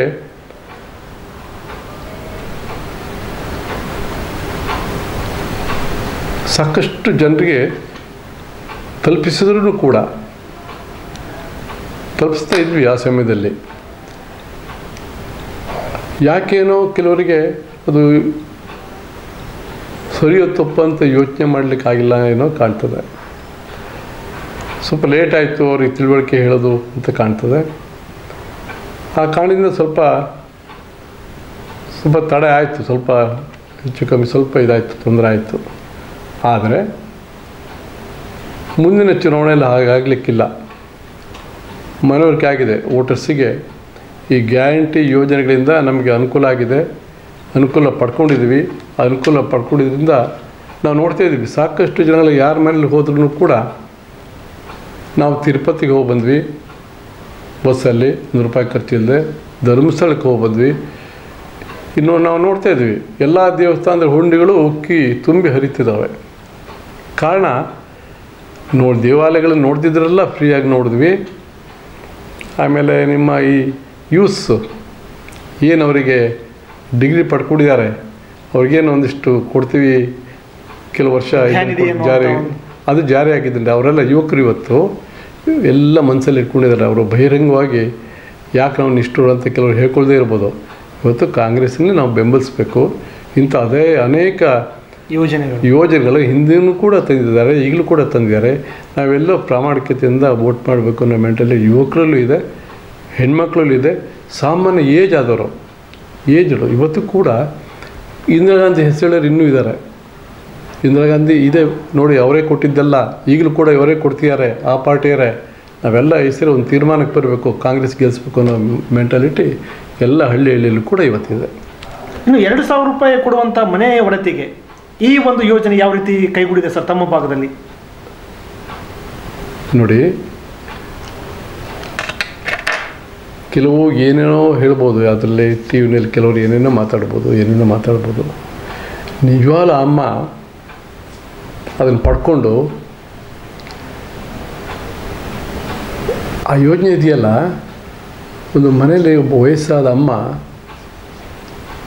ಹರಕು ಸೀರೆ ಉಟ್ಕೊಂಡು ತನ್ನ ಮಕ್ಕಳು ಚೆನ್ನಾಗಿರಲಿ, ಮೊಮ್ಮಕ್ಕಳು ಚೆನ್ನಾಗಿರಲಿ ಅಂತ ಅವರ ಹೇಳ್ಕೊಂಡ್ರು ಕೂಡ ಅವ್ರ ಆಶ್ರಯದಲ್ಲಿ ಬೆಳೆಯೋಂಥ ಈ ವಯಸ್ಸಾದ ಅಮ್ಮ ಅತ್ತೆ ಆಗಿರ್ತಾಳೋ ಇನ್ನೊಂದಾಗಿರ್ತಾಳೋ, ಅವಳ ಕೈಗೆ ದುಡ್ಡು ಸಿಕ್ಕಾಗ ಅವಳು ಆನಂದ ಪಡ್ತಾಳೆ, ಆ ಮಕ್ಕಳಿಗೂ ಹೆಚ್ಚಿಗೆ ಕೊಡ್ತಾಳೆ. ಹಾಗಾಗಿ ಆ ಮಕ್ಕಳು ಸೊಸೆಯರಿರ್ಬೋದು, ಮತ್ತೊಬ್ಬರು ಹೆಣ್ಮಕ್ಳು ಇರ್ಬೋದು, ಏನಾಗಲಿ ಅಜ್ಜಿ ನಮಗೂ ಕೊಟ್ಟರು, ಅಜ್ಜಿ ಒಬ್ಬರೇ ತೊಗೊಂಡ್ರು ಅಂತ ಹೇಳಲ್ಲ, ನಮಗೆ ಇಷ್ಟು ಕೊಟ್ಟಿದ್ದಾರೆ, ನಾವೆಲ್ಲರೂ ಅವ್ರನ್ನ ಚೆನ್ನಾಗಿ ನೋಡ್ಕೋಬೇಕು. ಹಾಗೆ ನಮಗೆಲ್ಲ ಕೊಟ್ಟರಲ್ಲ ಅಂತ ಒಂದು ಪಕ್ಷನ ಗಟ್ಟಿ ಮಾಡಬೇಕು ಅಂತಲೇ ಇದ್ದಾರೆ. ಯಾಕಂದರೆ ಹೆಂಗಸರು ಮಾತ್ರ ನೀವು ಎಲ್ಲೇ ಹೋಗಿ ಕಾಂಗ್ರೆಸ್ಸಿಗೆ ಮತ ಹಾಕೋದು. ಜೊತೆಗೆ ಸರ್ಕಾರ ಅನ್ನಭಾಗ್ಯ ಕೊಟ್ಟಿದೆ. ಇವತ್ತು ಎಲ್ಲರ ಮನೆಗೂ ಅಕ್ಕಿ ಹೋಗ್ತಾ ಇದೆ. ಅಕ್ಕಿ ಶಾರ್ಟೇಜ್ ಇದ್ರೆ ದುಡ್ಡು ಕೊಡ್ತಾರೆ, ಎಲ್ಲರೂ ಸುಖವಾಗಿದ್ದಾರೆ. ಇವತ್ತು ರೇಷನ್ ತರಲಿಕ್ಕೆ ಸೊಸೈಟಿ ಮುಂದೆ ಕ್ಯೂ ನಿಂತಿರ್ತಾರೆ. ಭಾನುವಾರನೂ ಕೂಡ ಸೊಸೈಟಿಯಲ್ಲಿ ಓಪನ್ ಇಟ್ಕೊಂಡು ಅಕ್ಕಿನ ಕೊಡ್ತಾರೆ. ಇವೆಲ್ಲ ನಾವು ಕಣ್ಣಾರ ಎಲ್ಲೋದ್ರೂ ನೋಡ್ತಾ ಇದ್ದೀವಿ. ಯಾರೇ ವ್ಯಂಗ್ಯವಾಗಿ ಮಾತಾಡ್ಬೋದು, ಯಾರೇ ಅದನ್ನು ಬೇರೆ ರೀತಿ ಅರ್ಥೈಸ್ಕೋಬೋದು. ಆದರೆ ಅವರೆಲ್ಲ ಎಲ್ಲೊಂದು ಕಡೆ ದ್ರೋಹ ಮಾಡ್ತಿದ್ದಾರೆ ಅಂತ ಅನಿಸುತ್ತೆ. ಇಷ್ಟು ಒಳ್ಳೆಯ ಕೆಲಸ, ಅಕ್ಕಿ ತರಬೇಕಾದ್ರೆ ಕಷ್ಟ ಆಯಿತು ಸರ್ಕಾರಕ್ಕೆ. ಸೆಂಟ್ರಲ್ ಅಕ್ಕಿ ಸ್ಟಾಕ್ ಇದ್ರೂ ಕೂಡ ನಾವು ದುಡ್ಡು ಕೊಡ್ತೀವಿ ಕೊಡಿ ಅಂತಲೂ ಕೂಡ ಕೊಡಲಿಲ್ಲ ಸೆಂಟ್ರಲ್ ಗೌರ್ಮೆಂಟು. ಅದನ್ನು ಖಂಡಿಸ್ತೀನಿ. ಮೋದಿಯವರ ಆ ಕೆಟ್ಟ ನಡವಳಿಕೆನ ನಾನು ಕೂಡ ಖಂಡಿಸ್ತೀನಿ. ಬೇಡ್ಕೊಂಡ್ರು, ಸ್ವತಃ ಮುಖ್ಯಮಂತ್ರಿಗಳೇ ಹೋದ್ರು ಅಲ್ಲಿಗೆ ಕೇಳಲಿಕ್ಕೆ, ನಾವು ದುಡ್ಡು ಕೊಡ್ತೀವಿ ಕೊಡಿ ನಮ್ಗೆ ಅಕ್ಕಿ. ಕೊಡಲಿಲ್ಲ. ಬಹುಶಃ ಸರ್ಕಾರ ಎಷ್ಟು ಕಷ್ಟಪಟ್ಟು ಮಾಡ್ತು ಅಂದರೆ, ಆದರೆ ಎಲ್ಲೋ ಒಂದು ಕಡೆ ಛಲ, ನಾವು ಹೇಳಿದ್ದನ್ನು ಮಾಡಲೇಬೇಕು ಅಂತೇಳಿ. ಇವತ್ತು ಸಿದ್ದರಾಮಯ್ಯನಂಥ ವ್ಯಕ್ತಿ ಅಪರೂಪ ನಮ್ಮ ದೇಶದಲ್ಲಿ. He is one of best economist. ಮೊನ್ನೆ ಸವಾಲು ಹಾಕಿ ನಿರ್ಮಲಾ ಸೀತಾರಾಮನ್ಗೆ ಅರ್ಥವ್ಯವಸ್ಥೆ ಬಗ್ಗೆ ಚರ್ಚೆ ಬನ್ನಿ ಅಂತೇಳಿ. ಈ ಮಾತನ್ನು ಯಾಕೆ ಹೇಳ್ತೀನಿ ಅಂದರೆ, ಗ್ಯಾರಂಟಿಗಳಿಗೆ ಪೂರ್ತಿ ಹಣ ವಿನಿಯೋಗ ಮಾಡ್ತಾರೆ, ದಿವಾಳಿ ಮಾಡ್ತಾರೆ ಈ ಕರ್ನಾಟಕ ರಾಜ್ಯವನ್ನು. ಎಲ್ಲಿ ದಿವಾಳಿ ಆಗಿದೆ? ಎಲ್ಲದೂ ಕೂಡ ಆಗ್ತಾಯಿದೆ, ಎಲ್ಲವೂ ಕೂಡ ಇನ್ನೂ ಹೆಚ್ಚಿಗೆ ಆಗ್ತಿದೆ. ಹೊಸ ಗ್ಯಾರಂಟಿಗಳನ್ನ ಕೊಡ್ತೀನಿ ಅಂತ ಹೇಳ್ತಿದ್ದಾರೆ, ಖಜಾನೆ ಬರ್ತಿದೆ ಅಂತ ಹೇಳ್ಕೊಂಡಿದ್ದಾರೆ. ಎಲ್ಲ ಕೂಡ ವಿಮರ್ಶೆ ಆಗ್ತಾನೆ ಇದ್ದಾವೆ. ಯಾರು ಕೂಡ ನಮ್ಮವರು ಹೇಳಿಲ್ಲ ಖಜಾನೆ ಗೈದಿದೆ ಅಂತೇಳಿ. ಎಲ್ಲರೂ ಕೂಡ ಜನರು ಸಂತೋಷವಾಗಿದ್ದಾರೆ. ಸಾಮಾನ್ಯ ಜನರು ಯಾರು ಹೇಳ್ತಾರೆ, ಇದು ಕೆಟ್ಟ ರಾಜಕಾರಣಿಗಳು, ಹೃದಯದಲ್ಲಿ ಕಲ್ಮಶ ಇದ್ದಂಥ ಅನೇಕ ಜನರು ಹೇಳ್ತಿದ್ದಾರೆ ಬಿಟ್ಟರೆ ಒಳ್ಳೆ ಜನರು, ಸಾಮಾನ್ಯ ಜನರು ಕೂಡ ಯಾರು ಕೂಡ ಅದನ್ನು ಅಪೋಸ್ ಮಾಡ್ತಾ ಇಲ್ಲ. ಹಾಗೆ ಎಲೆಕ್ಟ್ರಿಸಿಟಿ, ಗೃಹಜ್ಯೋತಿ ಚೆನ್ನಾಗಿದೆ. ಇವತ್ತು ಹಿಂದೆ ಎಷ್ಟೆಷ್ಟೋ ದೂರಿಗೆ ಕರೆಂಟ್ ಲೈಟ್ ಕಂಬಗಳಿದ್ದು, ಮನೆಗಳಲ್ಲಿ ಮನೆ ಕೊಡ್ತಿದ್ರಲ್ಲ, ಎಂಥ ಮನೆ ಕೊಡ್ತಿದ್ರು, ಒಂದೇ ಲೈಟ್ ಇಷ್ಟು ದೊಡ್ಡದು. ಈಗೆಲ್ಲ ಮಾರಿಗೆ ಸ್ಟ್ರೀಟ್ ಲೈಟ್ಗಳು, ಮನೆಯಲ್ಲಿ 5 ರೂಮ್ ಇದ್ದರೆ 5 ರೂಮು ದೊಡ್ಡ ದೊಡ್ಡ ಬಲ್ಬ್ಗಳು ಬಡವ್ರ ಮನೆಯಲ್ಲಿ ಉರಿತಿದ್ದಾವೆ. ಹಾಗೆ ಟಿ ವಿಗಳು, ಅವು ಇವು ಬೇಕಾದಷ್ಟು ಎಲೆಕ್ಟ್ರಿಸಿಟಿ ಖರ್ಚಾಗ್ತಾಯಿದೆ. ಆದಾಗ್ಯೂ ಕೂಡ ಸರ್ಕಾರ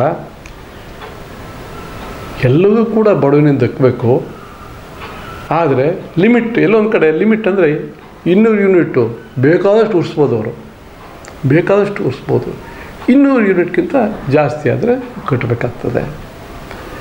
ಹಾಗೆ ಹೇಳಲೇಬೇಕಾಗ್ತದೆ. ಇದ್ರ ಸುಮ್ಮನೆ ಎಲ್ಲ ಹಾಕಿಟ್ರೆ ಆ ಯೋಜನೆ ಇವತ್ತು ಈಗ ಉದಾಹರಣೆ, ನಾನು 100 ಕ್ವಿಂಟಲ್ ಅಡಿಕೆ ಬೆಳಿತೀನಿ, ನಾನು ಎಷ್ಟು ಉರಿಸ್ಬೋದು, ಎಷ್ಟು ಕಟ್ಬೋದು. ಆದರೆ ನಾನು ಬೇಕಾದಷ್ಟೇ ಉರಿಸ್ಬೇಕು, ನಾನು ಅಗತ್ಯ ಮೀರಿ ಮಾಡಬಾರ್ದು. 200 ಯೂನಿಟ್ ಒಳಗೆ ಇದ್ದೀನಿ ನಾನು, ಬಿಲ್ ಕಟ್ಟೋದಿಲ್ಲ. ನನ್ನಂಥವನಿಗೆ ಅನುಕೂಲ ಆಯಿತು ಅಂದರೆ ಎಷ್ಟು ಜನ ಬಡವರಿಗೆ ಆಗಿರ್ಬೋದು. ಆ ಬಡವರು ಯಾವತ್ತೂ ಕೂಡ ನಿಷ್ಠರಾಗಿರ್ತಾರೆ, ಪ್ರಾಮಾಣಿಕರಾಗಿ ಇವತ್ತು ಈ ಸರ್ಕಾರವನ್ನು ಬೆಂಬಲಿಸ್ತಾರೆ. ಇದು ಗೊತ್ತಿದೆ, ಅನಾವಶ್ಯಕ ಏನೇನೋ ಮಾತಾಡ್ತಾರೆ, ಸಿದ್ದರಾಮಯ್ಯ ಹಾಗೆ ಮಾಡಿದ್ರು ಹೀಗೆ ಮಾಡಿದ್ರು ಅಂಥೇಳಿ. ಇಲ್ಲಿ ವ್ಯಕ್ತಿ ಯಾಕೆ ಹೆಸರು ಹೇಳ್ತೀನಿ ಅಂದರೆ, ಎಲ್ಲೋ ಒಬ್ಬ ಮೂಲತಃ ಏನಾಗಿದೆ ಅಂದರೆ, ಒಬ್ಬ ಸಾಮಾನ್ಯ ಮನುಷ್ಯ ಇವತ್ತು ಮುಖ್ಯಮಂತ್ರಿಯಾಗಿ ಇಂಥ ಯೋಜನೆಗಳನ್ನು ಕೊಡ್ತಾನಲ್ಲ, ಇವನು ಏನಾದರೂ ಮಾಡಿ ಸರ್ಕಾರವನ್ನು ಅಥವಾ ಸಿದ್ದರಾಮಯ್ಯನ ಮುಗಿಸ್ಬೇಕು, ರಾಜಕೀಯವಾಗಿ ಮುಗಿಸ್ಬೇಕು ಅನ್ನೋದು ಒಂದೇ ಕೆಲವು ವಿರೋಧ ಪಕ್ಷಗಳಿಗೆ ಇರೋದೇ. ಬಿಟ್ಟರೆ ಜನರು ಚೆನ್ನಾಗಿದ್ದಾರಲ್ಲ, ಎಲ್ಲರಿಗೂ ಅನುಕೂಲ ಆಯಿತು ಅಂತ ಒಂದು ಸಣ್ಣ ಮನಸ್ಸು ಇಲ್ಲ ಅವರಿಂದ ಇಲ್ಲ. ಆದರೂ ಕೂಡ ಇವತ್ತು ಪ್ರಾಮಾಣಿಕವಾಗಿ ಆ ಗ್ಯಾರಂಟಿಗಳನ್ನು ಜಾರಿಗೊಳಿಸ್ತಿದ್ದಾರೆ. ಹಾಗೆ ಇಂದಿರಾ ಕ್ಯಾಂಟೀನು ಕೂಡ ಮಾಡಿದರು ಹಿಂದೆ, ನಿಮ್ಗೆ ಗೊತ್ತಿರ್ಬೋದು. ಇಂದಿರಾ ಕ್ಯಾಂಟೀನ್ ಎಷ್ಟು ಜನ ಬಡವರಿಗೆ ಬೀದಿಲಿ ಊಟ ಮಾಡ್ತಿದ್ರು, ಎಷ್ಟು ಜನ, 100 ಜನ, ಎಷ್ಟು ಒಳ್ಳೊಳ್ಳೆ ವ್ಯಕ್ತಿಗಳು, ಅಫಿಷಿಯಲ್ಸ್ ಎಷ್ಟು ಜನ ಊಟ ಮಾಡ್ತಿದ್ರು, ಒಳ್ಳೆ ಶುಚಿಯಾದ ಊಟ ಕೊಡ್ತಿದ್ರು. ಅದಕ್ಕೂ ಕಲ್ಲು ಹಾಕ್ಲಿಕ್ಕೆ ಪ್ರಯತ್ನಪಟ್ಟು ಇದ್ಯಾವುದೋ ಕೆಲವೆಡೆ ನಡೀತಿದೆ, ಕೆಲವು ಕಡೆ ಇಲ್ಲಾಗಿದೆ. ಇರಲಿ, ಏನೋ ಒಂದು ಒಳ್ಳೆಯ ಉದ್ದೇಶಗಳಿಗೆ ಗ್ಯಾರಂಟಿಗಳನ್ನು ಮಾಡಿದ್ದಾರೆ, ಅದು ಸಫಲ ಆಗಿದೆ ಅಂತ ಬಡ ಜನರಲ್ಲಿ ಎಲ್ಲ ಜನರಲ್ಲೂ ಸಹಮತ ಇದೆ.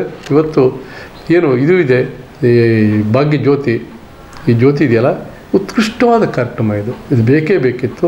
ಹಾಗೆ ಕೂಡ ಹಿಂದೆ ಏನು ಬಂಗಾರಪ್ಪನವರು ಕೊಟ್ಟರು ಉಚಿತ ವಿದ್ಯುತ್, ಯಾರಿಗೆ, ಪಂಪ್ಸೆಟ್ನವರಿಗೆ, ರೈತರಿಗೆ, ಅದು ಕೂಡ ಮನೆ ಮಾತು. ಇವತ್ತು ಅದನ್ನು ನೆನೆಸ್ಕೊಳ್ತಿದ್ದಾರೆ, ಅದನ್ನು ಕೂಡ ನೆನಪು ಮಾಡ್ಕೊಳ್ತಿದ್ದಾರೆ. ಇದ್ರ ಜೊತೆ ಅವತ್ತು ಬಂಗಾರಪ್ಪನ ಕೊಟ್ಟರು, ಇವತ್ತು ಸಿದ್ದರಾಮಯ್ಯ ಸರ್ಕಾರ ಇದನ್ನು ಕೊಡ್ತು. ಇಂಥದ್ದೆಲ್ಲ ಕೊಟ್ಟು ನಾವು ಬೇರೆಯವರಿಗೆ ಮತ್ತೆ ಕೊಟ್ಟರೆ ಪ್ರಯೋಜನ ಆಗೋದಿಲ್ಲ ಅನ್ನೋ ಮಾತು ಇವತ್ತು ಎಲ್ಲೆಲ್ಲೂ ಕೂಡ ಕೇಳಿಬರ್ತಿದೆ. ಏನೇ ಇವತ್ತು ಕರ್ನಾಟಕದಲ್ಲಿ ಹೆಚ್ಚಿಗೆ ಸೀಟು ಪಾರ್ಲಿಮೆಂಟಿಗೆ ಕಳಿಸುವಂಥ ಒಂದು ರಾಜ್ಯ ಕೂಡ ಇದಾಗ್ತದೆ ಅಂತ ನನಗೆ ಭರವಸೆ ಇದೆ. Yes sir. ಸರ್, ಇನ್ನು ಮುಂಬರುವ ಲೋಕಸಭಾ ಚುನಾವಣೆ ಬಗ್ಗೆ ತಮ್ಮ ಅಭಿಪ್ರಾಯ ಏನು? ಮತ್ತು ಈ ಜನತೆ ಈ ಕಾಂಗ್ರೆಸ್ ಪಕ್ಷಕ್ಕೆ ಯಾಕೆ ಮತವನ್ನು ನೀಡಬೇಕು ಅನ್ನೋಂಥ ಮಾತನ್ನು ಹೇಳಲಿಕ್ಕೆ ಬಯಸ್ತೀರಿ? ಸರ್, ಈ ದೇಶದಲ್ಲಿ ನೆಹರು ಕಾಲದಿಂದನೂ ಕೂಡ, ನೆಹರು ಕಾಲದವರು ಅದು ಗೊತ್ತು ನನಗೆ, ನೆಹರು ಕಾಲದಿಂದ ಈವರೆಗೂ ಕೂಡ ಕಾಂಗ್ರೆಸ್ ಪಕ್ಷವೇ ಈ ದೇಶಕ್ಕೆ ಒಳ್ಳೆಯದನ್ನು ಮಾಡಿದ್ದು. ಒಳ್ಳೊಳ್ಳೆ ಕಾರ್ಯಕ್ರಮ ಅಂದರೆ ಕಾಂಗ್ರೆಸ್ ಪಕ್ಷವೇ ಕೊಟ್ಟಿದ್ದು. ನೆಹರು ಕೊಟ್ಟಂಥ ಪಂಚವಾರ್ಷಿಕ ಯೋಜನೆಗಳು, ಆ ಪಂಚವಾರ್ಷಿಕ ಯೋಜನೆಗಳಲ್ಲಿ ಎಷ್ಟು ರಸ್ತೆ, ಎಷ್ಟು ಸೇತುವೆಗಳು, ಏನಾಗಬೇಕು ಅನ್ನೋದು ಒಂದು ನೋಡಿಕೊಂಡು ಮಾಡ್ತಾನೆ ಮಹಾನುಭಾವ. ಆತನಿಗೆ ಇವತ್ತು ಕೆಟ್ಟದ ಮಾತಾಡ್ತಾರೆ. ಇಂದಿರಾ ಗಾಂಧಿ ಏನೇನು ಕೊಟ್ಟರು, ಆ 20 ಪಾಯಿಂಟ್ಸ್ ಪ್ರೋಗ್ರಾಮಲ್ಲಿ ಇದ್ದಂಥ ಅನೇಕ ವಿಚಾರಗಳು ಸಾಮಾನ್ಯ ಜನರಿಗೆ ಮರೆಮಚ್ಚಕ್ಕೆ ನೋಡ್ತಾರೆ. ಇವತ್ತು ಗೊತ್ತಿದ್ದರಿಗೆ ಗೊತ್ತು. ಅದರಿಂದ ದೇಶ ಎಷ್ಟೋ ಮುಂದಕ್ಕೆ ಬಂತು. ಬಡ ಜನರು ಫಲ ಉಂಡು ಎಷ್ಟೋ ಜನರು ತೃಪ್ತಿಪಟ್ಟರು, ಅವ್ರಿಗೂ ಟೀಕೆ ಮಾಡ್ತಾರೆ. ಅದೆಲ್ಲವೂ ಕೂಡ ಈಗ ನೆನಪು ಮಾಡ್ಕೊಳ್ತಾ ಇದ್ದಾರೆ. ಅದೆಲ್ಲ ನೆನಪಾಗಿ ಇವತ್ತು ರಾಜಕೀಯ ವಿಶ್ಲೇಷಣೆಗಳು ಯಾರು ಏನೇ ಇರಲಿ, ಹಳೆ ವಿಶ್ಲೇಷಣೆಗೆ ಹೋಗಿದ್ದಾರೆ. ಲಾಲ್ ಬಹದ್ದೂರ್ ಶಾಸ್ತ್ರಿ ಕಾಂಗ್ರೆಸ್ ಏನು ಕೊಟ್ಟರು, ಇವರು ನಮ್ಮ PV ನರಸಿಂಹರಾವ್ ಈ ದೇಶಕ್ಕೆ ಏನು ಕೊಟ್ಟರು, ಮನಮೋಹನ್ ಸಿಂಗ್ ಏನು ಕೊಟ್ಟರು, ಅವೆಲ್ಲವೂ ಕೂಡ ಜನರ ಮನಸ್ಸಲ್ಲಿ ಇವತ್ತು ಕೂಡ ಇದೆ. ಅದು ಎಲ್ಲೋ ನಾವು ರಿಕಾಲ್ ಮಾಡಬೇಕಷ್ಟೇ. ನಾವು ಚುನಾವಣೆ ಪ್ರಚಾರಕ್ಕೆ ಹೋದಾಗ ರಿಕಾಲ್ ಮಾಡಿದ್ರೆ ಅದು ಇನ್ನೂ ಗಟ್ಟಿ ಆಗ್ತದೆ. ಆ ಕಾರಣಕ್ಕಾಗಿ ಇವತ್ತು ಕರ್ನಾಟಕ ರಾಜ್ಯದಲ್ಲಿ ಬಹುಶಃ 28 ಸೀಟ್ಸಲ್ಲಿ ಹೆಚ್ಚು ಭಾಗ 20 ಸೀಟು ಜನ ಗೆಲ್ಲಿಸ್ತಾರೆ ಅಂತ ನನ್ನ ಅನಿಸಿಕೆ. ಎಸ್ ಸರ್, ಜೊತೆಗೆ ಈ ಒಂದು ರಾಜಕೀಯದ ಜೊತೆಗೆ ಈ ಒಂದು ಸಹಕಾರಿ ರಂಗದ ಜೊತೆಗೆ ಸಾಮಾಜಿಕವಾಗಿ ಯಾವ ರೀತಿ ಕೆಲಸ ಕಾರ್ಯಗಳನ್ನು ಈ ಒಂದು 50 ವರ್ಷಗಳ ಕಾಲ ಮಾಡ್ತಾ ಬಂದಿದ್ದೀರಿ ಸರ್? ನನಗೆ ಹೇಳಿದಾಗೆ ಇದು ಸಾಮಾಜಿಕ ಕಾರ್ಯನೇ. ಇದು ಕಾಲೇಜಿನಲ್ಲಿ ನಾನು ಅಧ್ಯಕ್ಷನಾಗಿರೋದು. ಇಲ್ಲೂ ಕೂಡ ಹುಡುಗರು ಬರ್ತಾರೆ, ಅವ್ರ ನೋವಿಗೆ ಸ್ಪಂದಿಸೋದು. ಕೆಲವರಿಗೆ ಫೀಸ್ ಕಮ್ಮಿ ಇರ್ತದೆ, ಕೆಲವರಿಗೆ ಯೂನಿಫಾರ್ಮ್ ತೊಂದರೆ ಇರ್ತದೆ, ಕೆಲವರಿಗೆ ಮನೇಲಿ ಬೇರೆ ಬೇರೆ ತೊಂದರೆ ಇರ್ತವೆ. ಅದನ್ನು ಕೂಡ ನಾವು ಗಮನಿಸ್ತೀವಿ. ಇಲ್ಲಿ ಇದು ಒಂದು ಸಾಮಾಜಿಕ ಸೇವೆನೇ. ಜೊತೆಗೆ ಇಲ್ಲಿ ಲೆಕ್ಚರ್ಸ್ ಪಾಠ ಮಾಡ್ತಾರೆ. ಅದನ್ನು ಎಲ್ಲೋ ಒಂದು ಕಡೆ ನಾವು ಆ ಪಾಠ ಹೇಗೆ ಮಾಡ್ತೀವಿ ಅನ್ನೋದು ಸ್ವಲ್ಪ ಗ್ಲ್ಯಾನ್ಸ್ ಮಾಡ್ತೀವಿ, ಅದು ತಿಳ್ಕೊಳ್ತೀವಿ. ಎಲ್ಲೋ ಒಂದು ಕಡೆ ಸ್ವಲ್ಪ ಸರಿಯಾಗಿ ಮಾಡ್ತಿದ್ರೆ ಸರಿಯಾದ ನ್ಯಾಯ ಆ ಮಕ್ಕಳಿಗೆ ಕೊಟ್ಟಿಲ್ಲ ಅಂದರೆ ಅದು ಲ್ಯಾಪ್ಸ್ ಆಫ್ ಇದು ಇನ್ಸ್ಟಿಟ್ಯೂಷನ್ನು. ಅದನ್ನು ಸರಿಪಡಿಸ್ಕೊಳ್ಳೋಕ್ಕೆ ಅವ್ರು ಕರೆದು ಹೇಳ್ತೀವಿ ನಾವು. ಅದೊಂದು ಸಾಮಾಜಿಕ ಸೇವೆನೇ. ಯಾಕೆ ಆ ಮನುಷ್ಯ ಆಗಬೇಕಾದ್ರೆ ಇಲ್ಲಿ ಗಟ್ಟಿ ಆಗ್ಬೇಕಿಲ್ಲಿ. ಹಾಗೆ ಅವ್ರಿಗೆ ಆಮೇಲೆ ಮಕ್ಕಳಿಗೂ ಕೂಡ ಏನೇನು ಸವಲತ್ತು ಕೊಡಬೇಕು, ಯಾವ್ಯಾವ ವಯಸ್ಸಿಗೆ ಯಾವ ಸವಲತ್ತು ಕೊಡಬೇಕು, ಯಾವ ಕ್ಲಾಸ್ನಲ್ಲಿ ಏನೇನು ಸವಲತ್ತು ಕೊಡಬೇಕು, ಯಾವ್ಯಾವ ಮಕ್ಕಳನ್ನು ಹೇಗೆ ಅವರ ನಡವಳಿಕೆಯನ್ನು ತಿದ್ದುವಂಥ ಕೆಲಸಗಳು, ಜೊತೆಗೆ ಸಾಂಸ್ಕೃತಿಕವಾಗಿ ಹೇಳೋಂಥ ಅನೇಕ ವಿಚಾರಗಳು ಎಲ್ಲವೂ ಕೂಡ ಇಲ್ಲಿ ನಡ್ತವೆ ಈ ಕಾಲೇಜಿನಲ್ಲಿ. ಅದೊಂದು ಕಡೆ ಸಮಾಜ ಸೇವೆನೇ. ಹಾಗೆಯೇ ಕೂಡ ಸೊಸೈಟಿಯಲ್ಲಿ ಇರ್ಬೋದು, ನಾವು ಡೈರೆಕ್ಟಾಗಿ ಇರ್ಬೋದು, ಅದಕ್ಕೆ ಕೂಡ ಭೂಮಿನ್ಯಾಯ ಮಂಡಳಿಯಲ್ಲಿರ್ಬೋದು, ಅಥವಾ ಮಂಡಲ ಪಂಚಾಯತಿಯಲ್ಲಿರ್ಬೋದು, ಅಥವಾ ಬೇರೆ ಬೇರೆ ಸಂಸ್ಥೆಗಳು ಇದ್ದ ಅನುಭವ ನನಗೆ ಹೇಳ್ತದಲ್ಲ, ಅದು ಕೂಡ ಸಾಮಾಜಿಕ ಸೇವೆ. ಈ ಸಾಮಾಜಿಕ ಸೇವೆಗೆ ಹೆಚ್ಚಿಗೆ ಆದ್ಯತೆ ಅಂತೂ ನಾನಂತೂ ಕೊಟ್ಟಿದ್ದೇನೆ. ನಾವು ಬೇರೆ ರೀತಿ ಅನುಕೂಲವನ್ನು ಬೇರೆ ರೀತಿ ಏನೇನೋ ಪಡ್ಕೊಳ್ಬೋದಾಗಿತ್ತು. ಇವತ್ತು ನಮ್ಮ ಅಪ್ಪ ಅಮ್ಮ ಎಲ್ಲ ಹಿರಿಯರಿದ್ದಾರೆ, ಅವರಿಗೆ ಹೇಳಿಸ್ಕೊಳ್ಳೋಂಥ ಕೆಲಸ ಎಲ್ಲೂ ಮಾಡಲಿಲ್ಲ, ಕೆಟ್ಟ ಹೆಸರು ತರೋಂಥ ಕೆಲಸ ಎಲ್ಲೂ ಮಾಡಲಿಲ್ಲ. ಯಾಕಂದರೆ ಇವತ್ತಿನ ಈ ಭ್ರಷ್ಟಾಚಾರದ ಟೋಟಲಿ ಭ್ರಷ್ಟಾಚಾರ ಅಂದರೆ ಜನರಲ್ ಆಗಿ ಲೋಕದಲ್ಲಿ ಎಲ್ಲೊಂದು ಕಡೆ ಸ್ವಚ್ಛವಾಗಿದ್ದೀನಿ ಅಂತ ಒಂದು ಆತ್ಮಶುದ್ಧಿಯಿಂದ ಎಲ್ಲೂ ಹೇಳುವಲ್ಲೇ ಅಂಥ ಸಾಮಾಜಿಕ ಸೇವೆಯನ್ನು ನಾನು ಮಾಡಿದ್ದೇನೆ. ಎಸ್ ಸರ್, ತುಂಬ ಸಂತೋಷ ಸರ್. ತಾವು ಕೂಡ ರಾಜ್ಯ ಮಟ್ಟದ ಕ್ರೀಡಾಪಟುಗಳಾಗಿ ಕ್ರೀಡೆಗೆ ಯಾವ ರೀತಿ ಒಂದು ಪ್ರೋತ್ಸಾಹವನ್ನು ಕೊಡ್ತಾ ಇದ್ದೀರಿ ಸರ್? ಪ್ರೋತ್ಸಾಹ ಜೊತೆ ಸ್ವತಃ ನಾನು ಕ್ರೀಡಾಪಟು ಆದ್ದರಿಂದ ಪ್ರೋತ್ಸಾಹ ಕೊಡ್ತಾಯಿದ್ದೆ. ಇಲ್ಲಿ ಅನೇಕ ಮಕ್ಕಳ ಜೊತೆ ನಾನು ಫಸ್ಟು ಕಾಲೇಜಿನಲ್ಲಿ ಡೈರೆಕ್ಟಾಗಿ ಬಂದಾಗ ಇಲ್ಲಿ ಸ್ಪೋರ್ಟ್ಸ್ಗಳು ನಮ್ಮ ಸ್ಟೇಡಿಯಂ ನಡೆಯುವಾಗ ನಾನು ಫೀಲ್ಡ್ ಮಧ್ಯೆ ಹೋಗ್ತಿದ್ದೆ. ಕಾರಣ ಇಷ್ಟೇ, ಖುಷಿ ಏನೋ ಒಂಥರ. ನಾನು ಆಡಿದವನಲ್ಲ, ನಾನು ಓಡಿದವನು, ನಾನು ಕುಸ್ತಿ ಮಾಡಿದವನು, ನಾನು ಲಾಂಗ್ ಜಂಪ್ ಹರಿದವನು. ನೋಡಿ ಲಾಂಗ್ ಜಂಪ್ ಹೆಂಗೆ ಇರ್ತಾನೆ ಅಂತೇಳಿ ಅವ್ನು ಎಲ್ಲೋ ಒಂದು ಮಾತು ಕಿವಿ ಮಾತು ಇಚ್ಚಿ ಬಂದು ಹಾರು ಬಂದು ನೋಡಿ, ಹೀಗೆ ಮಾಡು, ಜಂಪ್ ಹೀಗಲ್ಲ, ಹೀಗೆ ಸ್ಟೆಪ್ ತೊಗೊಂಡು ಅಲ್ಲಿಂದ ಸ್ಟಾರ್ಟ್ ಮಾಡು, ಅವಾಗ ನಿಮಗೆ ಲೆಫ್ಟ್ ರೆಗ್ಗು ರೈಟ್ ರೆಗ್ಗು ನೀನು ಹಾರ್ಲಿಕ್ಕೆ ಅನುಕೂಲ ಆಗ್ತದೆ, ಸ್ವಲ್ಪ ಮುಂದೆ ಹೀಗೆ ಬಗ್ಗು ಅಂತ ಕೆಲವರು ಹೇಳಿದ್ದೀನಿ. ಹಾಗೆ 100 ಸ್ಟಾರ್ಟಿಂಗ್ ಆ್ಯಂಡ್ ಫಿನಿಷಿಂಗ್ ಇದೆಯಲ್ಲ, ರಿಲೇ ಸ್ಟಾರ್ಟಿಂಗ್ ಆ್ಯಂಡ್ ಫಿನಿಷಿಂಗು ನನಗೆ ತುಂಬ ಇಷ್ಟ. ಅದು ಸ್ಟಾರ್ಟು ನಾನು ಮಾಡ್ತಿದ್ದೆ, ಫಿನಿಷಿಂಗು ನಾನೇ ಆಯ್ಕೆ ಮಾಡ್ಕೊತಿದ್ದೆ. ನಾವೆಲ್ಲ ರಿಲೇಟಿವ್ ಮೇಲೆ MGS ಸ್ಪೋರ್ಟ್ಸಿಗೆ ಹೋಗ್ತಿದ್ದೆ. ಅವಾಗ ಅನೇಕ ಜನರಿಗೆ ನಾನು ಗೈಡ್ ಮಾಡ್ತಿದ್ದೆ, ನಮ್ಮ ಕಾಲೇಜ್ ಸ್ಟೂಡೆಂಟ್ಸಿಗೂ ಗೈಡ್ ಮಾಡ್ತಿದ್ದೆ. ಒಂದು ಸರಿ ಈ ಕಾಲೇಜ್ ಸ್ಟೂಡೆಂಟ್ಸ್ ಜೊತೆ ನಮ್ಮ ಡೈರೆಕ್ಟ್ರುಗಳು ಸ್ಪೋರ್ಟ್ಸ್ ಅರೇಂಜ್ ಮಾಡ್ತಾರೆ, ಅವ್ರ ಜೊತೆನೂ ಓಡಿದ್ದೀನಿ. ಇಲ್ಲೇ ಸ್ಪೈಕ್ ಇದ್ದಾವೆ. ಇದು ಟಚ್ ಇನ್ನೂ ಬಿಟ್ಟಲ್ಲ. ಇವತ್ತು 50 ಮೀಟರ್ಸ್ ನಾನು ಕಾಲೇಜ್ ಹುಡುಗರ ಜೊತೆ ಓಡುವಲ್ಲೇ, 50 ಮೀಟರ್ಸ್, ಆಮೇಲೆ ಸ್ವಲ್ಪ ಆಯಾಸ ಆಗ್ತದೆ, 50 ಮೀಟರ್ಸ್ ಓಡುವಲ್ಲೇ. ಕುಸ್ತಿ ಬಗ್ಗೆ ಆಸಕ್ತಿ ಜಾಸ್ತಿ, ಕುಸ್ತಿ ಬಗ್ಗೆ ಅದು ತುಂಗ ಮರಳುಗುಡ್ಡಲ್ಲಿ ಕುಸ್ತಿನೂ ಕೂಡ ಮಾಡೋ ಅಭ್ಯಾಸ. ಆಮೇಲೆ ಕಬಡ್ಡಿ ಡಿಸ್ಲೊಕೇಟ್ ಆಗಿತ್ತು, ಕಬಡ್ಡಿ ಬಿಟ್ಟೆ. ಆಮೇಲೆ 100 ಮೀಟ್ರ್ ಆಯ್ಕೆ ಮಾಡಿಕೊಂಡೆ, 200 ಆಯ್ಕೆ ಮಾಡಿಕೊಂಡೆ, 4x100 ಲಾಂಗ್ ಜಂಪ್ ಆಯ್ಕೆ ಮಾಡಿಕೊಂಡೆ. ಆಮೇಲೆ ಖೋಖೋ, ಫುಟ್ಬಾಲ್ ಕ್ಯಾಪ್ಟನ್, ಈ ಕಾಲೇಜಿನ ಫುಟ್ಬಾಲ್ ಕ್ಯಾಪ್ಟನ್ನು ಆಗಿದ್ದೆ ನಾನು ಫೈನಲ್ ಇಯರ್ BSc. ಹೀಗೆ ತುಂಬ ಇಷ್ಟವಾದ ಸ್ಪೋರ್ಟ್ಸ್ ಅಂದರೆ ನನಗೆ ಆ ಫೀಲ್ಡಲ್ಲೇ ಜಾಸ್ತಿ ನಾನು ತೊಡಸ್ಕೊಂಡಿದ್ದೆ. ಏನು ಕಾಲೇಜ್ ಆಯಿತು, ಇಲ್ಲಿ ಹೈಸ್ಕೂಲ್ ಗ್ರೌಂಡ್ ಇದೆ. ಅವಾಗ ಕಾಲೇಜಿಗೆ ಗ್ರೌಂಡ್ ಇರಲಿಲ್ಲ, ಅಲ್ಲೋಗಿ ಪ್ರಾಕ್ಟೀಸ್ ಮಾಡ್ತಿದ್ದೆ. ಊರಿಗೆ ರಜೆಯಿಂದ ಊರಿಗೆ ಹೋದಾಗ ಆರ್ಗಾದಲ್ಲಿ ಹೈಸ್ಕೂಲ್ನಲ್ಲಿ ಲಾಂಗ್ ಜಂಪ್ ಇಟ್ಟಿತ್ತು, ಹೈಸ್ಕೂಲ್ ಇತ್ತು.